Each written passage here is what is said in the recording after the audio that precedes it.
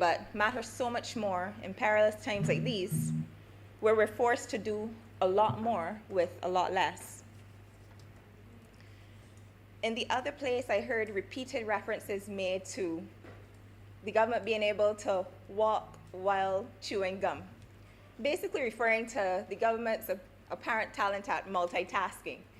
And it made me cast my mind back on the past year and all of the things that we saw going on, whether it was setting up isolation facilities in what seemed like record speed. We all saw how Harrison's Point, which was an abandoned military base, became a state-of-the-art hospital, basically, with 200 beds and 70-something ventilators, ICU capacity, in the space of a few short weeks.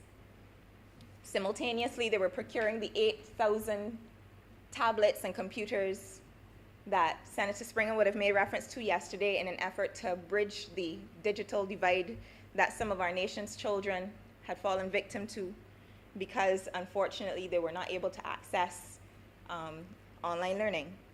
Whether it was the ability to simultaneously repatriate thousands of stranded cruise ships, passengers and crew members, or whether it was simultaneously recruiting hundreds of nurses from Ghana, from Cuba, to buttress our nursing complement, not just for, on a regular day we didn't have enough nurses, but when it was compounded by the fact that we were facing a pandemic, it was essential that we had that support, or whether it was getting 60,000 care packages together to make sure that people wouldn't fall through the cracks, or even using our diplomatic relationships to secure enough vaccines, not just for our own population, but enough to share with our neighbors. So we can see that the leadership of the country definitely has been forced to walk while chewing gum, even if they didn't plan to, trying to deal with so many things simultaneously. And the response has been a strong response. We were able to see how COVID, for the better part of 2020, was well controlled and well contained up until the New Year surge. And I believe that there are important lessons that were taken from that. One is that public health priorities have to remain at the top of the pyramid, because what we could see from what happened at the beginning of the year, if those priorities don't remain on top, no one will work and nothing will work. So going forward, we can see how collectively, not just healthcare responders, but everyday individuals making the sacrifices, wearing the masks, following the protocols, we've been able to see that surge finally get to a point where it's looking like we're getting things under control and returning to a level of new normalcy. And long may it stay that way. I wanted to share a bit about an experience that I had early on in the New Year surge. Most might know that I'm a medical doctor by profession, and that's considered frontline. But I was able to, I would say I caught the itch from Senator Cummins. I remember having, no, not okay, I have to be careful using the word itch, but but to be honest, I remember, obviously we were all incredibly worried and concerned about what we were seeing. And I just felt like there was more that I could do. And I just remember one Saturday I called Lisa, because I know Lisa's very energetic, always busy, always doing something. And I said, Lisa, man, I just feel like I need to get on the ground. There's something more I can do.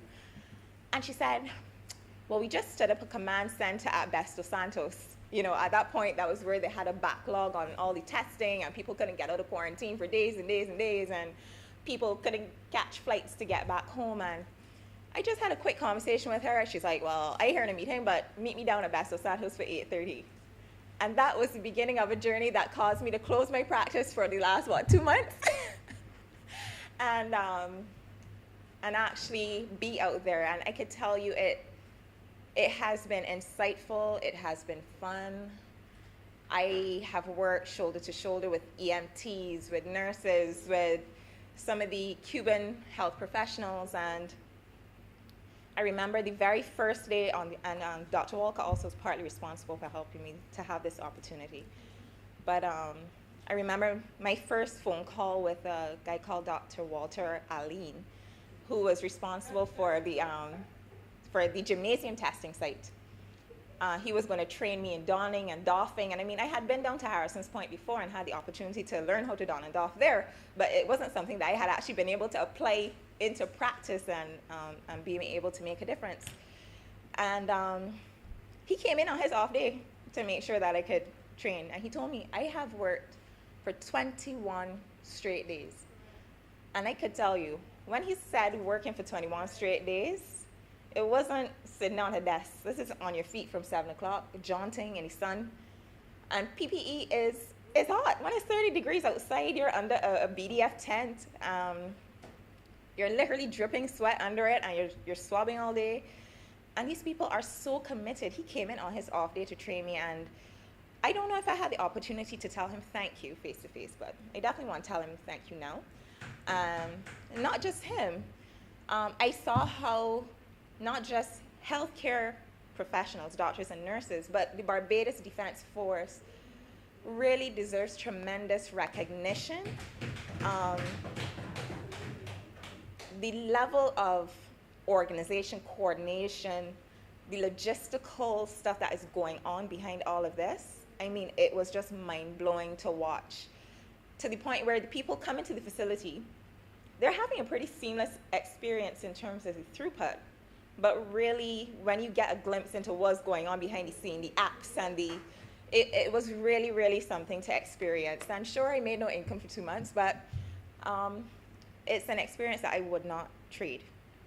So thank you to those responsible. Thank you to Lisa for helping some of that energy to rub off on me. And in terms of, well, coming back to what we're talking about today, which is the appropriation bill, that what I call the ground game was supported by the transfer of an additional $70 million in healthcare expenditure, in addition to what had already been allocated for the outgoing year in terms of what was assigned to the Ministry of Health and Wellness. But for the upcoming financial year, we're not wholly focused on COVID, because we understand that there are other people out there who have chronic non-communicable diseases, have cancers, have cataracts that need fixing. And as much as possible, we need to make sure that the health system continues to function in a way that avoids any tremendous disruption of service delivery to the rest of the population. So when it comes to putting your money where your mouth is, we've seen increasing expenditure given to the Environmental Health Department. We talk about beating back COVID. That department is responsible for beating back dengue, beating back Zika, and beating back leptospirosis. They have added an additional 40 mosquito control aids. And I understand that there's also an effort to introduce insecticide resistance testing sometime by the middle of the year. The geriatric and the district hospitals will also see increases of their budget. In her second reading speech, the Honorable Prime Minister indicated that supporting the vulnerable, protecting them, would be one of the 3 pillars on which Barbados would make its comeback. So protecting the vulnerable, especially in light of COVID, where we have seen 40 deaths, unfortunately, and disproportionately, it has been the elderly, in many cases, people who haven't left their homes, people as old as 95, bedridden people who have not left their homes, maybe some cases in years, perish from a disease that they didn't go out and catch. So it's great to see that there's a focus on protecting the elderly as well in the allocation of financing. The Barbados Drug Service, which was responsible for stockpiling pharmaceuticals in the months certainly leading up even to our very first COVID case. I remember that there was an effort to make sure that the Barbados Drug Service had stockpiled a certain amount of pharmaceuticals in order to avoid the supply chain disruptions that we had been hearing so much about in 2020.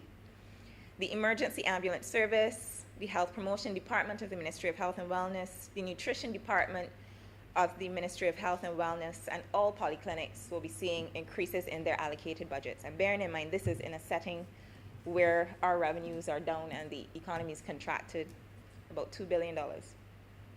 The QEH, of course, has not been left out. Of the $252 million allocated to health, $120 million from the consolidated fund will be transferred to the QEH, with another $50 million projected to be generated from the health services contribution, while another $3 million is expected to be generated from service delivery, including private surgeries being performed at the QEH. Much has been said about the cancer project and the cardiology project, but one thing is for sure, everybody has a story about that time in A&E. So I think the project that Barbadians will be most excited to hear about would be the Accident and Emergency Project. Phase 1 of this new 9,000 square foot department is expected to be completed shortly. This is the first expansion of the Accident and Emergency Department since the early 1980s. It will see not only an expanded waiting room, but it will see the addition of critical care beds, increasing from 2 stat room beds to 6. It will see a dedicated pediatric section and a modern ambulance bay which can accommodate up to 4 ambulances. And not only is the physical footprint of the QEH being expanded, but they're also committing to expanding the staffing complement with the addition of an interventional radiologist, a gastroenterologist, and 2 sonographers. And if you guys know what a sonographer does, basically they're the ones that do the ultrasounds. And right now, the waiting list time for ultrasound at QH is roughly 8 months. Our human resource complement can further look forward to the addition of nurse practitioners as soon as the first cohort of students completes the nurse practitioner master's program, which is being offered in conjunction with Chamberlain University. The Barbados location for that training will be at the Barbados Community College. And the first 10 students, which are truly registered nurses who are already qualified with their BScs, they will be enrolling in the master's program shortly. So what does this translate to? Hopefully it will translate to less burnout among staff. And not like 10 specialist nurses will change the fact that there's burnout, but the fact that we've imported nurses, and on top of that, in the last year, we've actually been able to see an improvement in the pass rate of the nurses graduating BCC in the regional nursing exams. I was made to understand that the pass rate last year was sometime below 50%, and now we're up to about 74% pass rate. So because they're now passing the regional exam, they can now go on to practice nursing without hindrance. Hopefully it also translates to improved patient outcomes and patient experience, and also translate to reduce wait times. We've committed to following the science as it pertains to COVID-19, but I'm challenging us today to also follow the science when it comes to managing our chronic non-communicable disease burden. One of the things that we've also seen with COVID is not just the impact on the elderly, but the impact on people who have NCDs. A common thread in almost all of the COVID-19 deaths has been a history of some type of NCD, and you've been hearing a lot about type 2 diabetes. When COVID-19 is ancient history, many will be facing a reckoning as it pertains to the long-term adverse impacts of their diet and lifestyles, and choices that they're making today. When I first came to public life 2 years and 10 months ago, I made public statements at a conference about the impact of certain cherished local delicacies that shall remain nameless on our health, because these foods are high in fats and high in salt and have poor nutritional quality. But you will not hear pie and sauce cross my lips. You will not hear pie and sauce cross my lips. As Bajans find a way to joke about most things, I became an instant meme sensation for a few days. But the truth is, it's no laughing matter. How can it be when NCDs are responsible for 8 out of 10 of every death that we see in this country? Unhealthy foods are literally killing us. Our reality is that in Barbados, unhealthy meals are cheap. Kale. Our reality is that in Barbados, unhealthy meals are cheap, tasty, and easily accessible, but they've been the primary factor underlying Barbados's NCD epidemic, which, by the way, increases your susceptibility to severe illness and death from COVID. Some of us older ones are a bit set in our ways, and not me. But what about our children? Many kids don't have much of a say as to what goes into the family pot, but our choices are impacting their health. As we can see, 1 in 3 kids in Barbados are either overweight or obese, and that's from a WHO study conducted in 2012.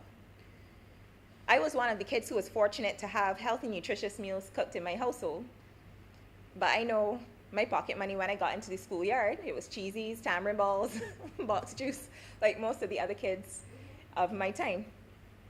So it's not just to say that it's what parents are preparing for you. The other factor that we have to discuss is that the food, the school environments are also largely what we say obesogenic, where kids don't have healthy options in the schoolyards. So if you have $10 and you can go to the cafeteria, you can inevitably will choose chicken and chips or something like that. You go to the vendor, you buy in chips and junk food. So we also need to look at what's available in the schools. Kids will make their own minds up about what they want, but we need to make sure that there's a balance in terms of having options there where kids can at least have the choice to decide to have something healthy to eat. And I'm proud to say that after all the tamarind balls and the box juices from years ago, I am reformed and have had the opportunity to work alongside the youth advocates that work with the Heart and Stroke Foundation, the Healthy Caribbean Coalition, and what we had started doing back in 2018, 2019 was going into schools, during schools assemblies, and actually educating children about the packaging of their juices and what's inside, how much sugar is in it, how much sugar they should consume a day, so how many juices can you drink in a day. Generally try to encourage them to drink water, and also trying to encourage them to get at least an hour of physical activity per day. Because if we can get our children to commit to living a healthy lifestyle from now, and to making better dietary choices and better choices in terms of remaining active, it means that we could potentially save a generation from amputations, from ending up on dialysis, and to also from losing their lives prematurely. So one of the things I also wanted to touch on that I've seen the Heart and Stroke Foundation advocate for heavily in recent weeks is for something called front of package nutrition labeling. So what science is showing us is that generally if there's an octagonal label, whether you are literate or not, so let's say you might not be able to say ABC 1, 2, 3, but if you see this octagonal, more or less, warning label, you will have an idea this is perhaps something that is not healthy, and if I consume it, it could be to my detriment. So the Heart and Stroke Foundation has been advocating for regional governments to commit to having these front of package warning labels so that people are better informed and can make better decisions about their consumption patterns. So there's not only a nexus between NCDs and diet, but between NCDs and exercise. Thankfully, we're blessed with the kind of climate that motivates us to get outside, and we could all recall that during the lockdown, we were able to get to the beach at least between 6 and 9. The beaches were all crowded. People couldn't wait to walk or swim or run for those few hours a day. But what I want to make 2 minutes to just speak to is the safety of cyclists on the road and pedestrians on the road as well. And not because my husband rides on Sunday mornings and I worry about him terribly. Honestly, from St. John, St. Philip, you name it. But I do believe that as we go forward and as we plan our road infrastructure going forward, we really need to make sure that there are adequate sidewalks provided so that pedestrians can safely walk and not have to scotch onto the side between cut rock and a vehicle. And also, wherever possible, make provision for bike lanes on certain roads. I know that the Future Center Trust was actually working on a Heritage Railway project, I believe it's called.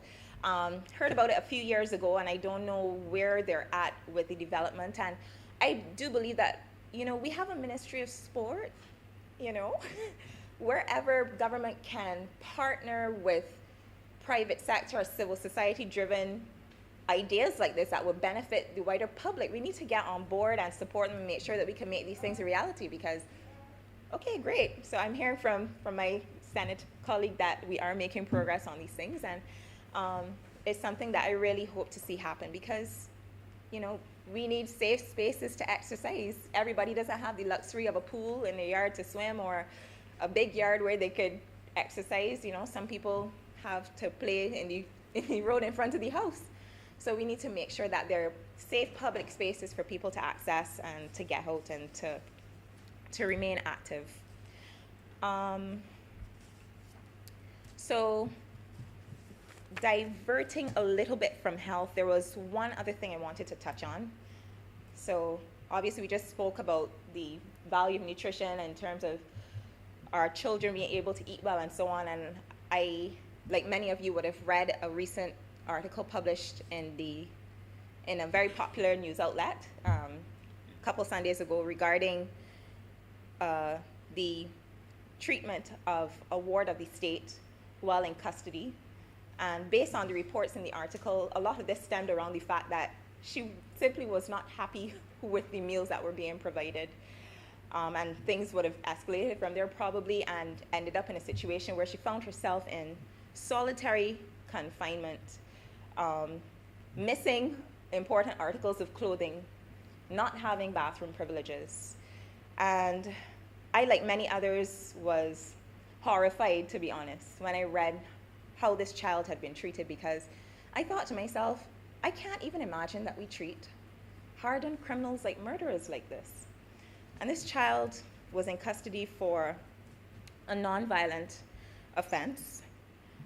I joined Twitter just about a year ago, and I wasn't too active on it, but I realized that is a space where a lot of Barbadian youth are engaged. A lot of us are not aware that young people are as keyed in or as tuned in or as interested in as they are, but they don't engage in the ways that we do. They won't call brass tacks necessarily, or tap into those kinds of avenues. But Twitter was completely on fire with this case, because obviously hearing that another young person had been treated that way definitely struck a chord with a number of young people. And we saw youth leaders, including a CARICOM youth ambassador, a Queen's young leader, the Prime Minister of the National Youth Parliament, the chairman of the National Youth Policy Committee, all band together and unify to stage a virtual protest, obviously, because you can't picket in the streets during a pandemic, but just trying their best to advocate on behalf of a voiceless young girl. And I will be honest, I was really, really heartened to see the level of engagement from our youth community, and that these young leaders didn't just accept positions and stay silent, but that they actively engaged, they wrote letters, they mobilized other young people to agitate and to advocate on behalf of a child who was violated in the worst possible way while under our care. I will say that I have seen the Minister of Home Affairs, the current Minister of Home Affairs, his response in other situations, including his response to the South Coast sewage crisis. We saw how that was resolved in short order. His response as well to the COVID situation at the prison. And I do have confidence in him. He has not run out of steam. Based on his statements on Saturday, I could see that he was very, very emotional. And I know that he feels the same way that I did about what he must have heard coming out of the investigation. He must know a lot more than I do. And I have no doubt that we will see long needed change finally come to the, not just the girls' institution, but the boys' institution as well. But what I will say is that I would like to see a greater level of youth involvement in these processes. What the youth advocates are basically saying is, we don't want you to make decisions about us without us. So don't just give us this platform and then expect us not to say something or not to advocate or not to speak up, because that's really their duty. But these are pervasive and perennial issues, not restricted to this government. From what I understand, one law dates back to 1926, the other dates back to 1932. And successive governments honestly have failed to address it. And I am proud to know that this government is the one under which we will finally see these archaic practices outlawed. I actually don't have much more to add because I've spoken to the things that I feel most passionate about, and I commend the bill to the House. Thank you. Thank you very much, Senator Dr. Haynes. Senator Hunt.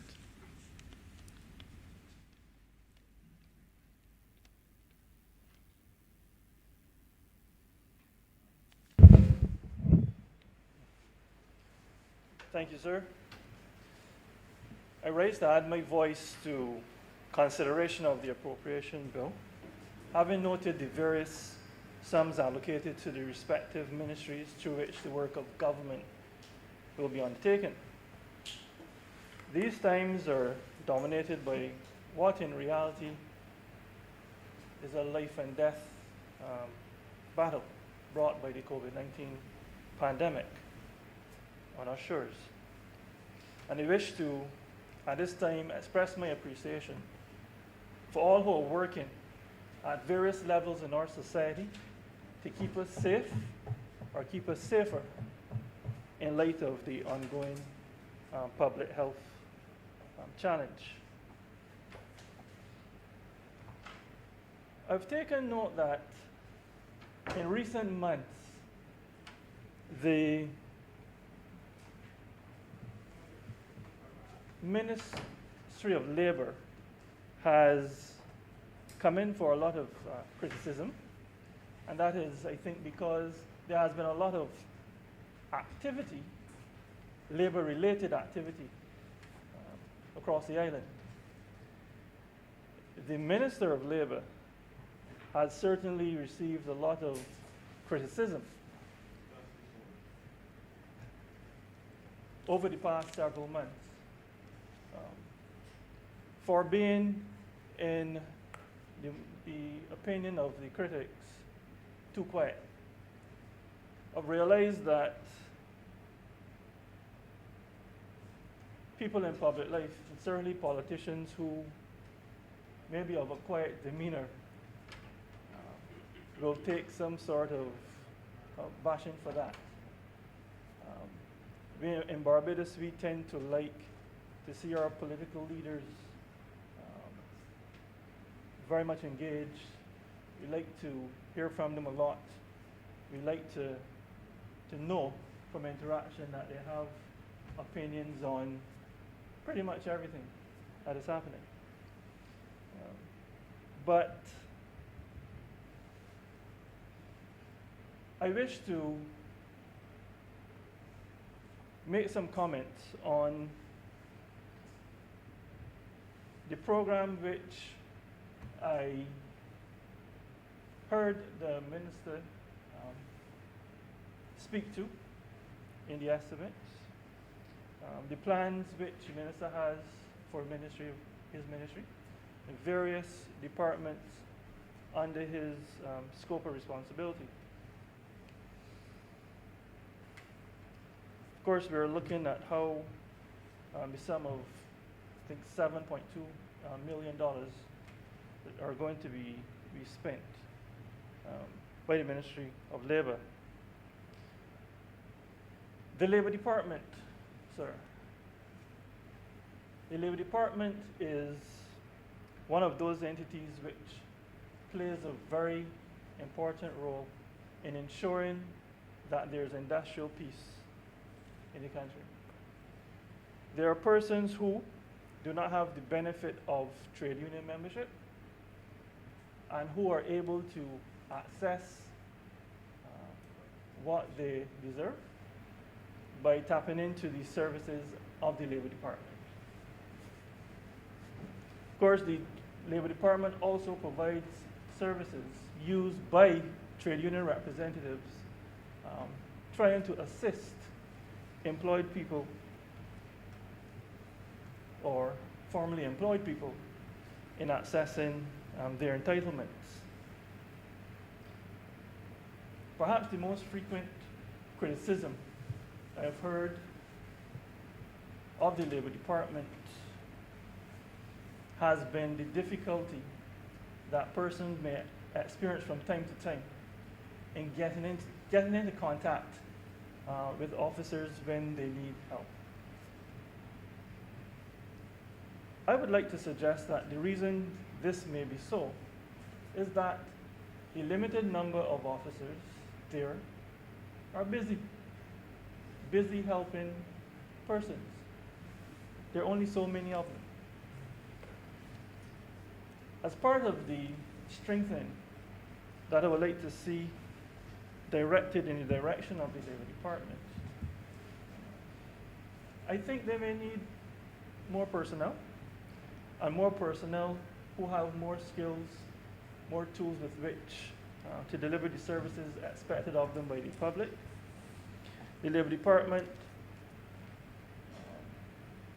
the officers of the Labor Department are charged with conducting workplace visits to check on employment conditions. They may do this routinely, but then they certainly have to do it when they receive complaints or requests for help, and they need to go and check the veracity of things they've heard. Naturally, that is going to have a direct impact, especially as employment conditions go in the direction where there are going to be more complaints or more requests for help by working people. It certainly is going to lead to more field visits by labor officers, who therefore, I suppose, will be making more claims for travel allowances and those kinds of related costs.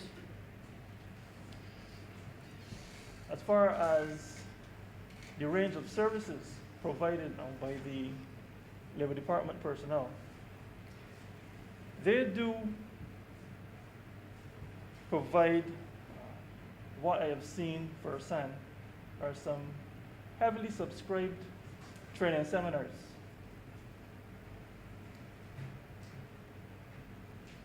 I foresee in the near future there's going to be more demand for such training. And as such, I would expect, I hope, in fact, that resources will be made available to them to provide more high quality training sessions for those people who need them.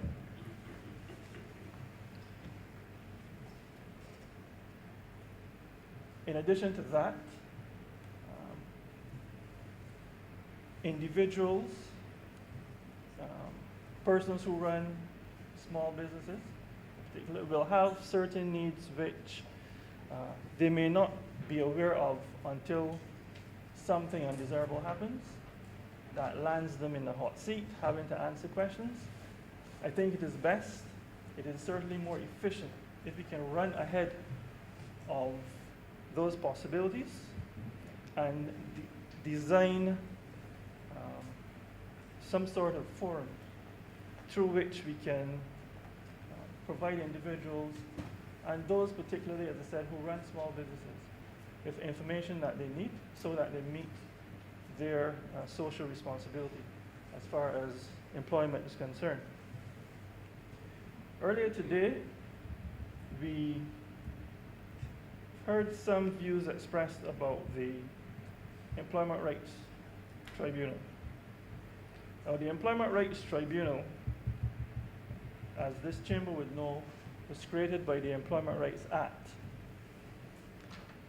Tribunals generally exist as ways through which persons in the society can access justice at a relatively lower cost, lower than if you have to go to court. Justice is supposed to be faster. One of the benefits, additional benefits that tribunals bring is supposed to be greater flexibility in working to deliver solutions that people can live with. Tribunals also, and certainly the Employment Rights Tribunal, it serves an important function in making it possible for the individual worker who has suffered some employment injustice to not have to face what, in a situation like that, may be an intimidating force in the form of an employer who has usurped their right or who is in the process of unfairing them, as we say in Barbados. Whereas companies can afford to hire attorneys from influential or firms, law firms. And so I just realized that my friend, Senator Boyce, is no longer with us. But I had told him, if I promised him at lunchtime that I would trouble him on this point. Because various companies can afford to hire attorneys to represent their interests at a tribunal, like he has done recently. The typical employee cannot. And I have seen, by attending hearings of the tribunal, that the small man, the small person, perhaps I should say to be politically correct, who presents themselves, their case to the tribunal in search of justice, they do not actually need to have an attorney in order to get what they are entitled to. Fortunately, most cases which have been heard and decided by the tribunal has allowed the tribunal to maintain a record for delivering decisions of a high quality.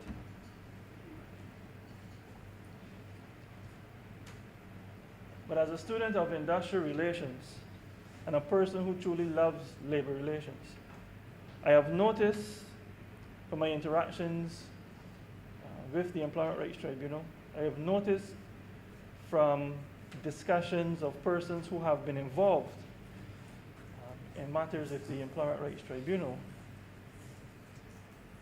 that it is capable of doing a lot more of what is needed in our country. The Secretariat of the Employment Rights Tribunal needs to be properly appointed. It needs staff. The staff that it has now, very professional. They work hard. But the reality is they need help. The tribunal needs resources. It may be nothing to an employer who is a respondent in an action referred to there to put itself in a state of readiness to bring a case or to answer a case. But to the individual who has lost their job and who has had to wait for a long time to get a hearing, often without an income coming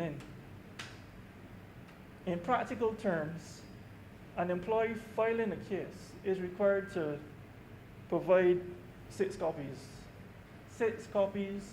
of the documentation he hopes to rely on in pursuit of justice. I would like to see the tribunal so resourced that an unemployed individual would be assisted in that regard. Over the past year, I have assisted persons in that regard on a pro bono basis. And I can tell you, yeah, assistance is needed there. That direction would be a good direction in which to put some resources. I also noticed in the minister's presentation a reference to review of the Barbados labor legislation. And I wonder if this means that we're going to go the route of a labor code. There are advantages, in my opinion, to having a labor code, having traveled for purposes of work through the Caribbean, having worked with various labor codes, Antigua, Grenada, St. Lucia, for instance, and having had to compare those legislative environments to ours, there are some advantages that I see. And if it is really the intention of the Ministry of Labor to go that route, I hope that they will tap into the available sources of assistance that may be available, whether it is the sub-regional office of the ILO for technical assistance, whether it is from people experienced in the field of labor relations who may be able to, in the national interest, make a contribution to the provision of knowledge.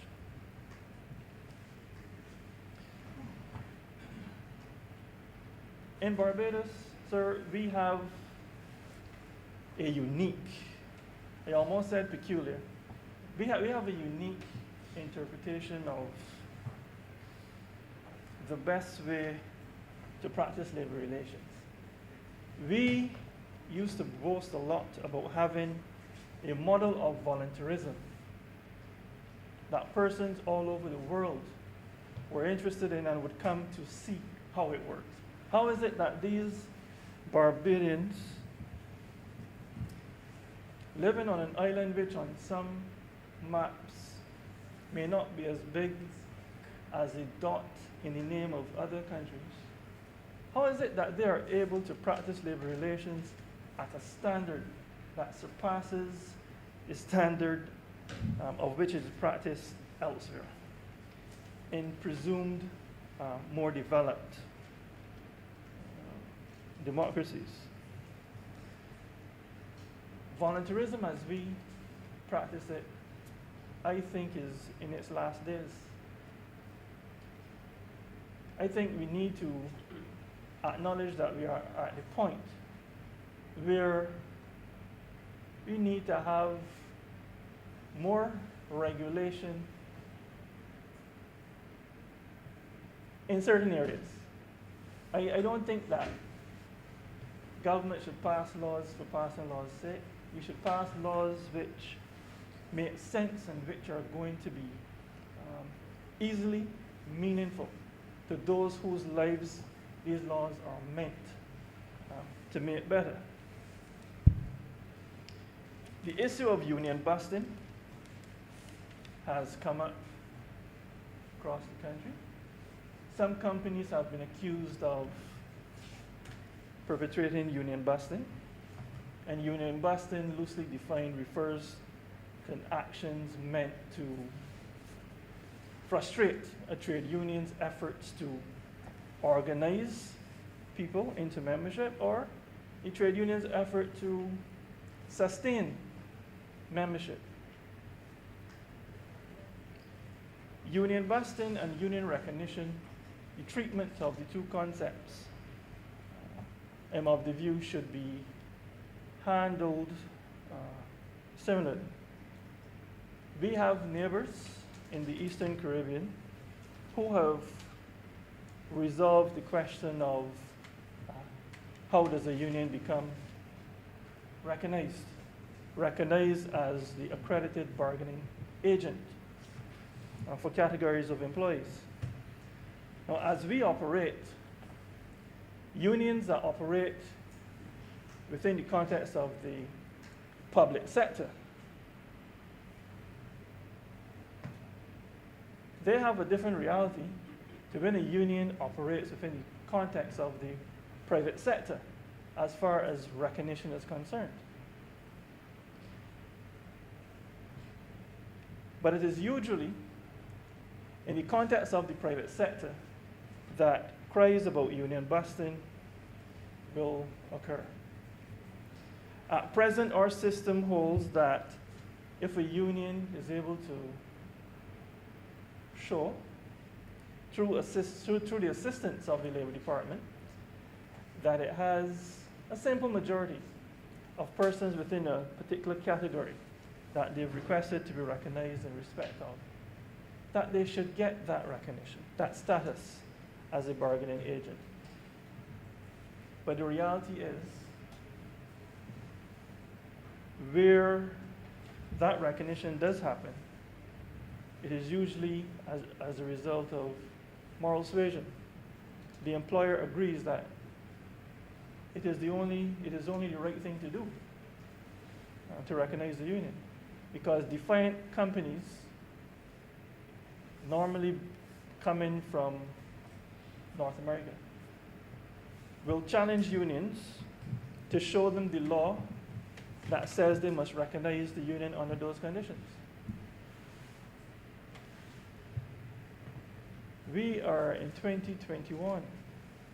I think we are at the stage where we should be in a position to show them the laws that say they have to recognize the union under those conditions. And if that is something that the unions think they would support, then the unions must be mindful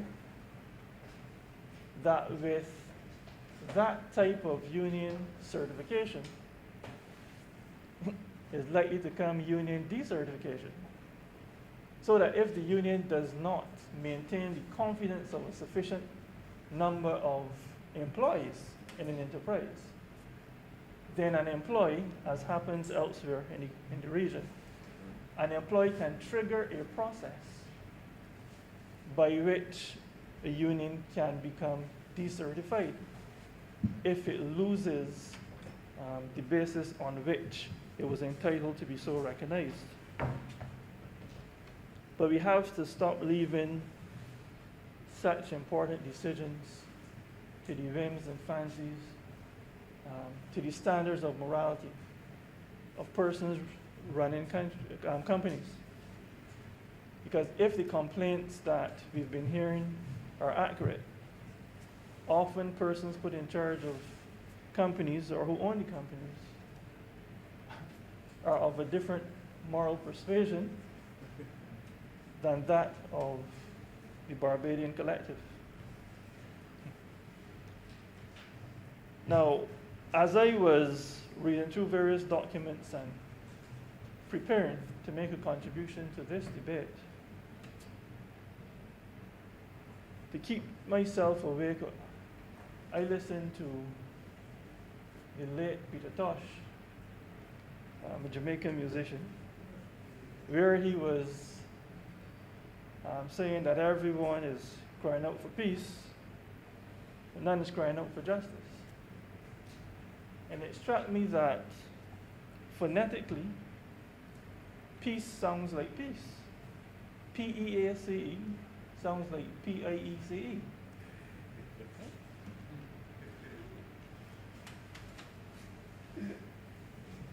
Now, 17 years ago, on April Fool's Day, I started my trade union career.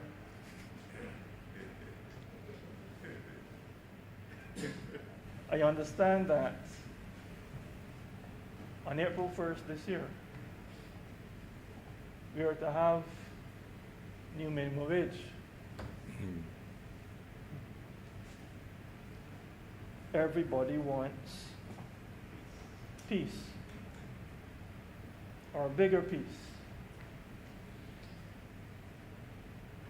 Now, I expect to deal with the whole issue of minimum wage within the context of our labor relations in a more copious way at a later time. But I get the impression it is not lost on us collectively that some employers are not looking forward to an increase in minimum wage.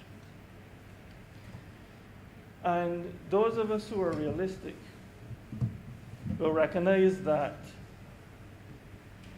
some employers will now look for ways to do work using less employees, because there will be efforts to maintain some measure of stability in labor costs.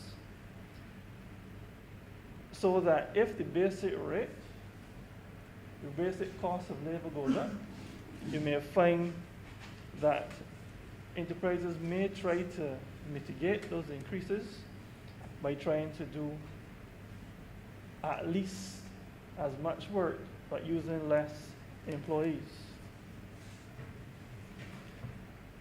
I am aware of instances where, through collective bargaining, certain increases were agreed upon. But sometimes, as a negotiator, you have to be keeping in your mind, is what I am asking for going to be sustainable? You may draw on your skills as a negotiator to persuade a company to agree with you. And I've seen sometimes companies agree to things they cannot sustain, which then only resulted not too long after in job losses. You do not need that type of outcome. Anything negotiated and agreed should be sustainable. I'm hoping that part of how the resources going to the Ministry of Labor will be allocated will be along the lines of sensitization initiatives that broaden the platform on which collective bargaining will be done in the future. I think for too many years, persons have paid lip service to talk about productivity. You usually hear about productivity when it's time to negotiate salary increases. And as soon as there's a nail-biting finish and there's a settlement, the talk about productivity disappears. I'm aware of circumstances where I can think of a company, which I will not name, obviously, but it was a company where government owned 100% of the shares. And this happened early in my trade union career. So government owned 100% of the shares. The company was not profitable. It made significant losses.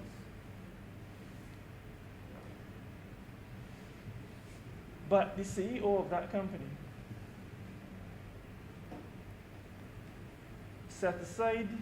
would set aside every year in his budgeting a sum of money that we would have available to staff through collective bargaining. So everybody would could get up to a certain amount of salary increase. But then there was a sum of money set aside that, based on how an employee did, using the performance appraisal system that we negotiated with the company, an employee would get another increase on top of what was negotiated across the board, so that the total amount that an individual ended up with was influenced directly by the individual's measured contribution to the bottom line. And perhaps ironically, that company was able to reduce its losses. And when it got to the point where it looked as if it was going to step into was going to break even. And on that trajectory, it did not seem unlikely that it would get into profitability. Well, unfortunately, the winds of political change blew. That CEO lost his job, and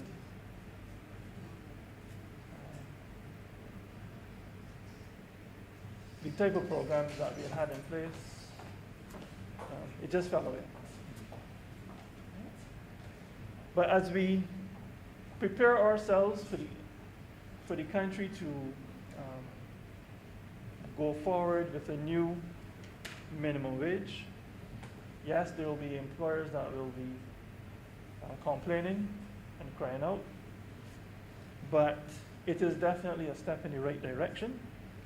It is a step that should have been taken long ago. There were some industrial relations challenges that caused the issue of minimum wage to be brought sharply into focus. And recent reports of the developments in that area has been that some employers, as a result of being forced to increase the basic hourly rate, have begun to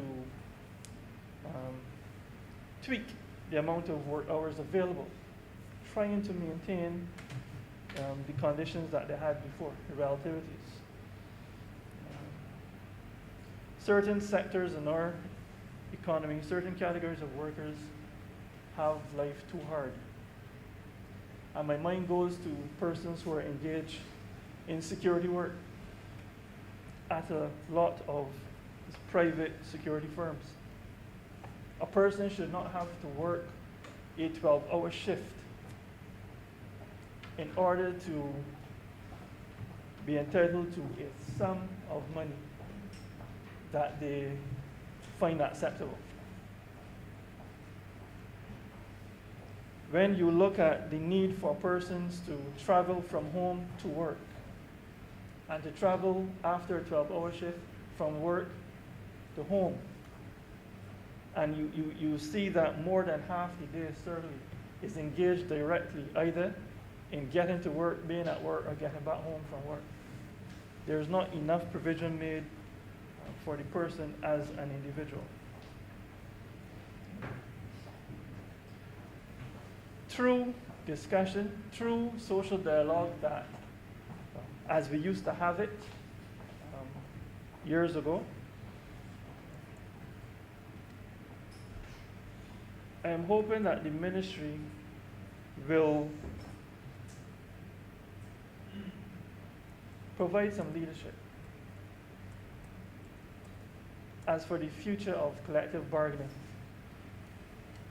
Collective bargaining in these times should not be about more money for biscuits, more money for butter. We should be at a stage where the discussion is about how do employees become owners of, part owners of the companies in which they work. If there's a question about how do we make people buy in to the company's mission, if there's a question about how do you make people want to contribute directly to a company doing well, make it their company. It is not happening sufficiently. The same way that the Safety and Health at Work Act, piece of legislation for which regulations are still outstanding. I'm aware that Pt2 had made some submissions about what they thought these regulations should look like back in mid-2012.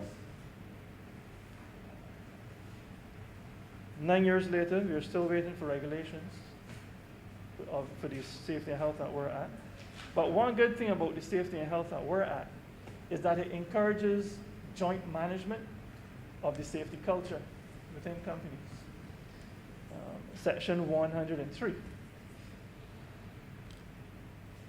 Now, the same way how the safety legislation makes it necessary for employees to be part of the management of the safety culture in their company. I've noticed that the Occupational Pension Benefits Act 2003 makes provision for employees of enterprises that have pension plans to be represented on the Board of Trustees. But there's a practice where the management of the company chooses the employer rep, the employee rep. Now, the same way that the Safety and Health at Work Act makes it clear that the trade union recognized for collective bargaining purposes selects the employee reps on the safety committee. I hope we go in the direction where the trade union also selects who is the employee's rep on something as important as the trustees overseeing what happens to employees' pensions. So it should not just be about more money for bread, more money for butter. It should be about helping our workforce have a longer vision for themselves and their careers.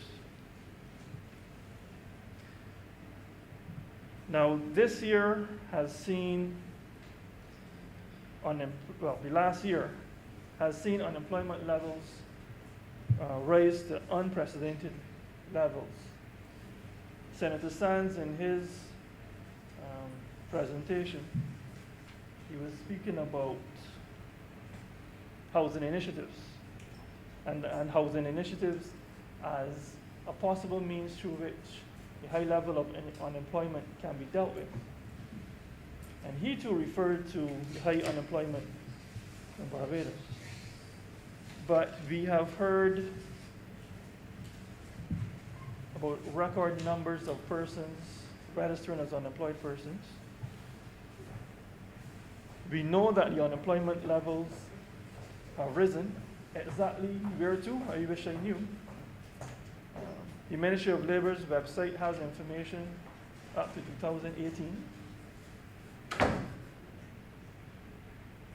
A modern Barbados has to embrace the making of intelligent decisions, and recognizing that the making of intelligent decisions requires business intelligence. We need information. Right? Government has a balancing act to sustain in a space where priorities are changing constantly. We recognize this. We all have a part to play in supporting the government in achieving its initiatives. We all have a part to play because this is our Barbados.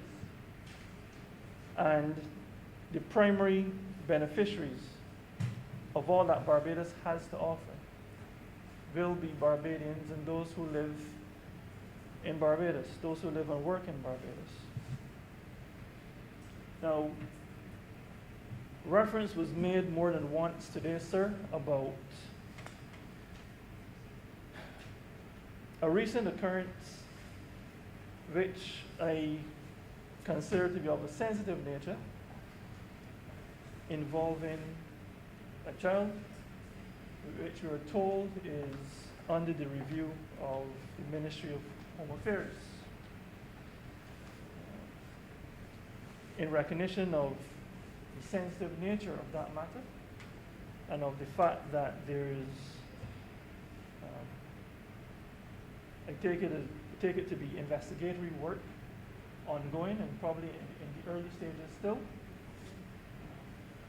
I will not delve deeply into it. But I will say that in Barbados we need to take fresh guard in respect of this concept called the best interest of the child.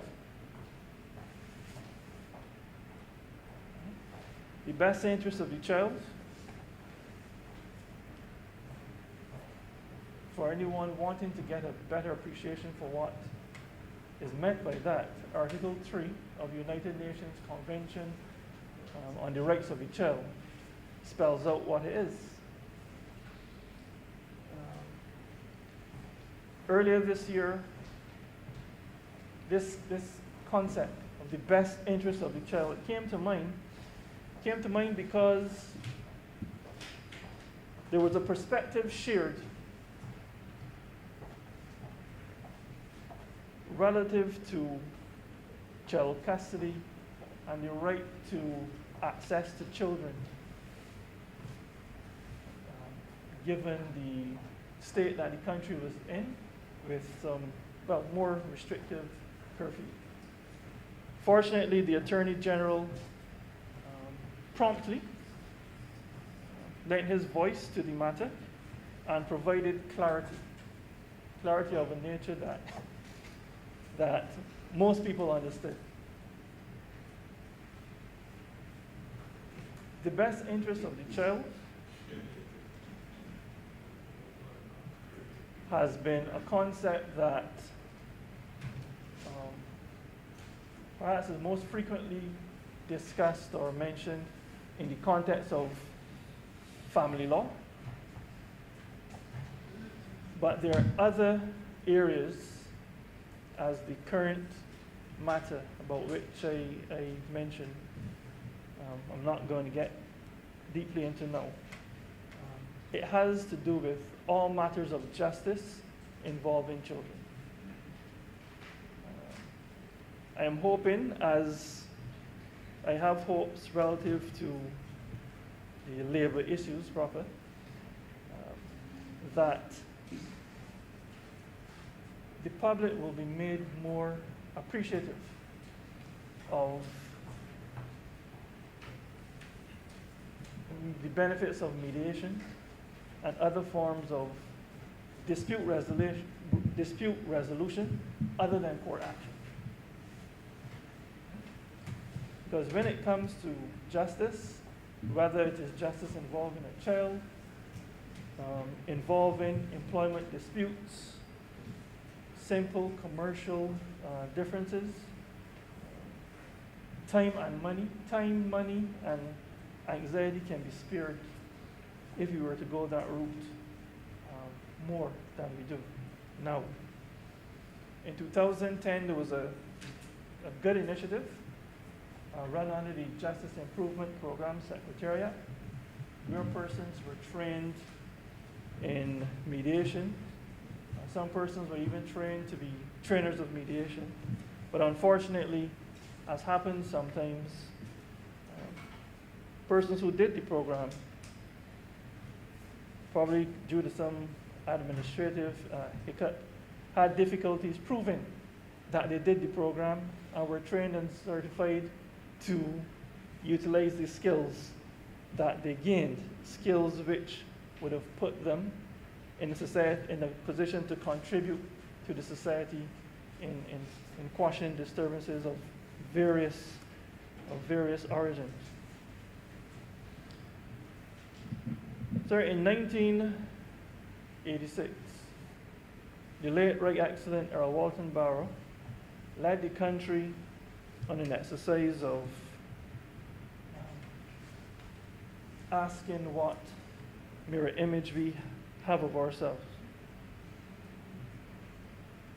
In modern times, the current Prime Minister has been leading the country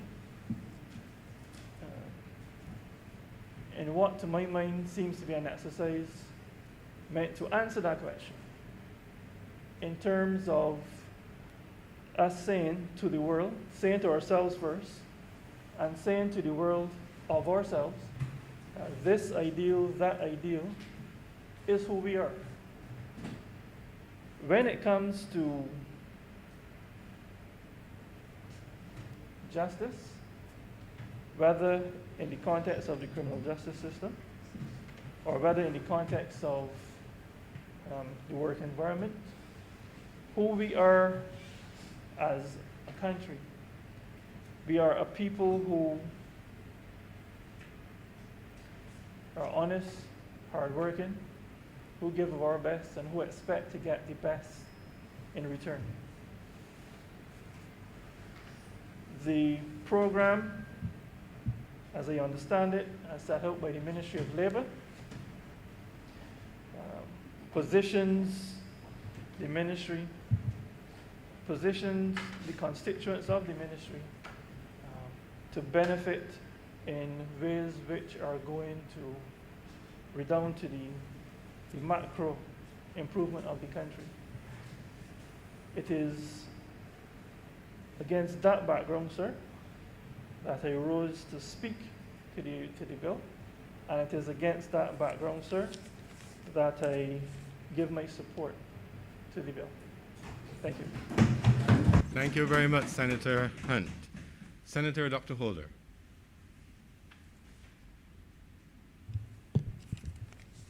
Thank you very much, Mr. President. I rise at this time to make a short contribution.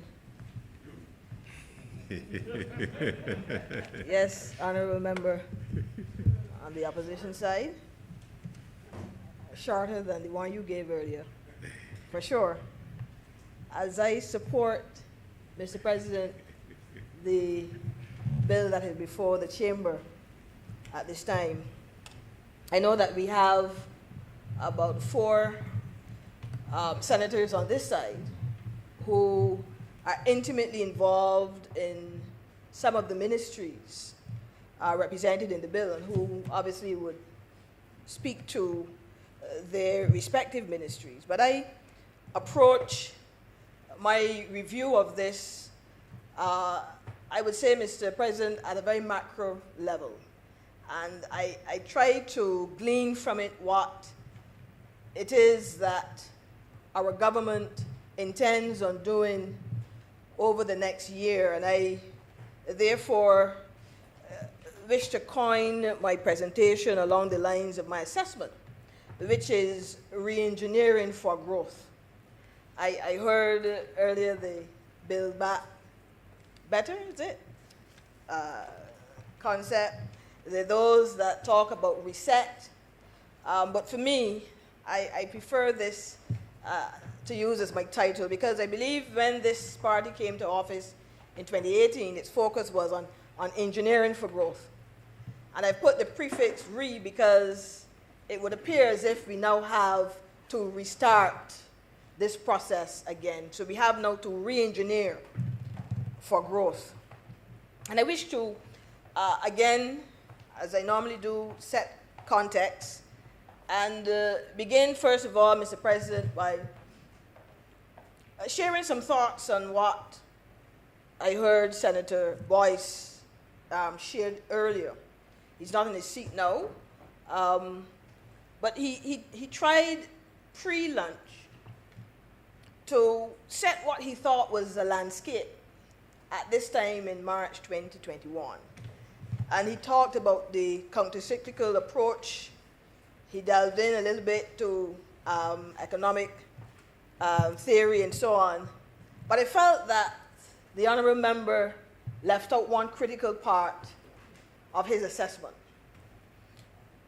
Yes, it is true that during the past months, we've had to, as a government, borrow to shore up our expenditure. We've had to borrow to make sure that we can provide for the vulnerable in our society. And Mr. President, I will be the first to raise my hand to say I believe strongly in the interventionist role of government. I abhor the strict capitalist approach to development.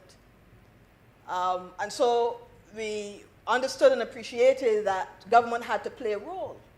The facts are that with a decline in economic activity, we know that COVID-19 would have affected our primary foreign exchange earner, tourism, to the effect, I believe we heard data being shared prior of the cancellation of flights, the loss of of revenue, the bookings for hotels, and by extension, the ancillary services that would be affected. So this was our reality. So we had to borrow. Government had to intervene within the economy and make sure that we had the money to shore up our expenditure. But what he neglected, Mr. President, to share is that that could only have happened because of the prudent management of the economy for the last 21 months. I heard a member of the opposition yesterday talk about the debt crisis. I don't know how you can speak to 25 cents on a dollar being a debt crisis. When we came in, Mr. President, it was 65 cents on the dollar that went towards debt servicing. So if you're going to refer to 25 cents as a debt crisis, I don't know what that was. But the fact that you can borrow now is testimony to where the economy is at this point in time. This is no small feat. And I believe that we need to put this into context and give the government the credit where it is due. Now, many of you know that when there's a need for criticism, I will give that. Equally, Mr. President, I believe that when there is a time for praise, that we ought to give that as well. Our ability to borrow, Mr. President, was realized because of the fact that for 21 months, the government sought to restructure this economy. Yes, we had to restructure the debt. We had to shore up our foreign reserves. But more importantly than those facts, for me, is that we had to demonstrate a level of discipline and prudence in the management of our affairs that would engender confidence again by our financiers, by the international community, by the regional community, and so on. So this is no small feat. Because we can borrow today is testimony to the fact that people want to lend us. Mr. President, we could not borrow prior to 2018 June. We couldn't. And if we did, it was at very high interest rates. Nobody wanted to lend to Barbados. So we had to restructure the debt. Yes, I agree that with such a restructuring, there was some pain in the economy. There was some pain at the level of our community. But we understood that we were engineering. We understood that we were positioning the economy, having achieved the title that no country would want to have been the third indebted country in the world. So the fact that we can talk about being prepared somewhat for the impact of this pandemic, in my view, has to be placed within the context of that 21-month prior and the work that was done to position us. Now, there are those who say no one saw COVID-19 coming. No one could have anticipated this. There's a view that, there are those who hundreds of years ago might have thought. Senator Rogers? You read the books, you know. But there's one that I believe, the one who is sovereign and omniscient, that knew it.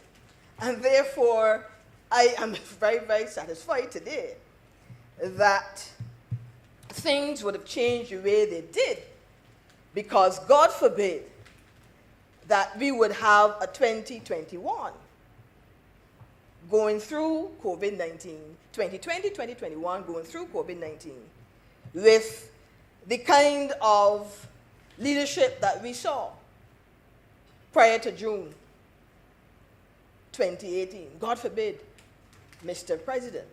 So when we seek to set this landscape, and when we seek to put things into perspective, let us not ever discount the work that was done before. Mr. President, this economy was on a trajectory to realize a 6% surplus. Actually, by March 2020, we had achieved 5.7 million. I think that's the number that was shared with me. So it was supposed to have been 600 million. It was 5.7. 500, I think it was 0.7. We didn't get the full 600 million, the 6%, because obviously having now to adjust based on COVID. But it was on that path. Up comes COVID-19. So when we stand in this chamber now in March 2021 to speak on these estimates, to speak on this appropriation bill, we're doing so cognizant that the last 12 years, yes, the last 12 months, yes, have been rough. Oh my goodness, have been rough for all areas of this economy. Government got it right sometimes. There's sometimes, in my view, yes, we didn't get it right. But overall, we are in a much better place today to deal with the issues because of that work that was done before. So when I look then at the estimates, I see a plan, a strategy to re-engineer now for growth. I see a plan, Mr. President, sir, that looks at what I call the internal agenda and the external agenda. I'm trying to look at it from a very macro perspective. And there are a few ministries that I've singled out to share a few thoughts around. And before we get into the issue of the small business and business in general,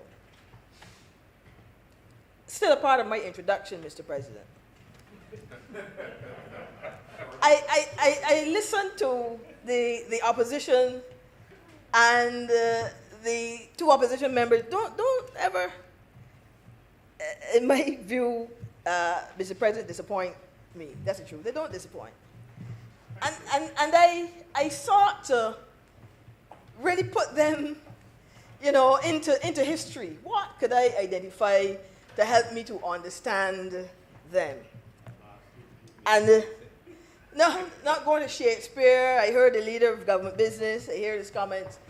But they remind me, Mr. President, of that English fairy tale about Henny Penny. Henny Penny. They remind me about that English fairy tale. I think in the U.S. is referred to as Chicken Little. And here is a children's story where Henny Penny, Mr. President, was out in the field and an acorn dropped on her head. And this acorn dropped on her head. She didn't look around. She didn't pay attention to what it was. But immediately conjured up this concept that the sky is falling. The sky is falling. The sky is falling. And Henny Penny was able to go and get Cocky Locky and Goosey Poosey and Turkey Lurkey and Foxy Woxy and all of these, was able to convince them to go to the king because the sky is falling, the sky is falling. And the opposition don't disappoint me. No, I'm not calling anybody on that side, Henny Penny. I'm not calling anyone there, Henny Penny. I definitely will not call the member in his seat, Cocky Locky. But I will say, Mr. President, you can expect to hear from them the sky is falling. The alarm goes up, the sky is falling. When you look at the environment we're in. A simple matter is, but the sky is falling. And that reminds me so much of my good colleague, my friend over there. The sky is falling. Set all kind of alarm. I remember yesterday, I was wondering what economy was the honorable member talking about. The sky is falling, the sky is falling. Mr. President, there is no alarm here. There is no alarm. There is no, I will not call the honorable member cocky lucky, but Henny Penny did go to cocky lucky first. To try to convert them with this ideology, I call it. But what is it we have before us this afternoon? Mr. President, re-engineering for growth. It was not lost on me that in the other place, the Ministry of Small Business, Entrepreneurship, and Energy, and the Ministry of International Business and Industry were the two ministries that led the presentations on this appropriation bill. That wasn't lost on me. I thought that was fortuitous. I thought that sent a signal to anyone looking on that we're looking to these two ministries to really drive growth going forward. I interpreted it that way, Mr. President. The Ministry of Energy, Small Business and Entrepreneurship, the Ministry of Industry, and International Business. Because the facts are, we've been talking about tourism. I don't listen to their sides. Can't hear him. We talk about tourism, and yes, for decades, everybody's been, we need to diversify, we need to diversify. We know that. We know that there's a need for diversification. It will not happen, though, by the snap of a finger. It is a process for you really to develop, sunrise industries, for you to develop industries. You need time. You need a legislative apparatus. You need investment. You need training to get competent labor and so on. So it takes time. But the fact that these two were, in my view, placed there on the very first day said something to me, sent a clear message to me, that we're looking for these to help with the internal agenda and what I call the external agenda. And so, what do we look to these ministries for? The internal agenda, first of all. One, to facilitate the competitiveness of firms. And those of you who've done your various master's programs and all that, you know of Michael Porter's work on the competitiveness of nations and how a nation is determined to be competitive. You must have competitive advantage. You must be able to develop industries domestically that are able to innovate to the point where the goods and the services being produced are competitive enough that they can hold market share when you obviously have to encourage, or when you have to receive, I should say, the imports from other countries. You must be able to position your internal industries, your domestic industries, to be innovative and to be competitive, to give you competitive advantage. And so the internal agenda I saw was to facilitate the competitiveness of firms, sir, to facilitate also the creation of further economic activity. Tourism will always be, in my view, for the foreseeable future, the low-hanging fruit. Let's not kid ourselves. This will be the low-hanging fruit. But what are some of the other things that we can do now to help with the competitiveness of our firms and to further create and to stimulate economic activity? And so when I look at the work being proposed by the Ministry of Energy, Small Business and Entrepreneurship, and by the Ministry of Industry and International Business, I see an effort towards achieving that. I see, first of all, when it comes to generating economic activity, I see the focus, Mr. President, on decriminalizing our vendors, for example. I see the focus on making sure that our vendors and those who aspire at this point in time to turn that gifting they have, that ability they have, to monetize that, to commercialize that, that they can find a place in vending. For too long, Mr. President, as you know, this sector of our economy has had its challenges with the law. We can't blame the law, but the law, our police officers will only enforce what is on the statute books.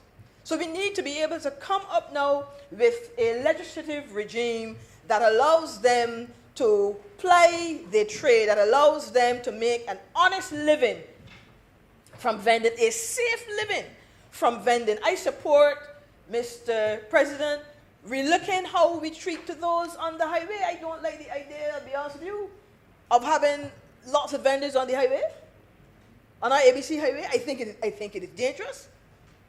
I think it is extremely dangerous. And so I look forward to the opportunity when we'll have, Mr. President, specific locations identified off the highway that we can have cohorts of persons who can set up and vend and ply their trade. I think that will help with the economic activity we're talking about. And Mr. President, the truth is, what COVID-19 has shown us is that while the planes were parked and the hotels were closed for the most part, the fact is we were relying on our vendors. We were relying on those in the agricultural sector in particular to provide our food for us. So it tells me that our vendors can assist with that food security, and might I add, that nutritional security that we want to see. I mean, I'm sure all of us would agree that it's a lot healthier for us to buy from our local farmers than for us to even buy the imported vegetables. So we're not just talking about food security, we're talking about nutritional security as well. And I heard the Minister of Agriculture in the other place speak to the land that is being provided for our farmers to assist with this effort. I think it is called FEED, the FEED program, and other projects within the Ministry of Agriculture. But this definitely will help us to encourage a number of persons now to go into self-employment type activity and therefore create economic activity for our country. Mr. President, but it doesn't stop there. Beyond the focus on our vendors, we know that there are a number of micro firms in the formal and informal economy that are also benefiting at this time and stand to benefit at this time from the work being done by the ministry. It includes the stimulus support that has been identified, that has been provided primarily through the Barbados Trust Fund Limited and Fund Access. And a lot of these are at the micro level. Now, Mr. President, let me stick a pin here. The truth is, I've heard a lot of people talk about small businesses. I tell you, it is now such a common part of our lexicon. Lots of people talking about it. I'm of the view, Mr. President, a lot of people don't understand this sector. It seems to be the sexy thing to talk about now. From where I sit, wearing another hat, I have been through, had to work with, rather, correct my language, I've had to work with about 7 ministers responsible for small business. 7. Wearing another hat, Mr. President. 7. Some listened, some didn't listen. Some felt they knew. Clearly they didn't know. I said I've been through 7. I've worked with 7. I've had to relate to 7 in my lifetime thus far as an administrator in this sector. Okay? Mr. President, I've seen a lot, I've heard a lot.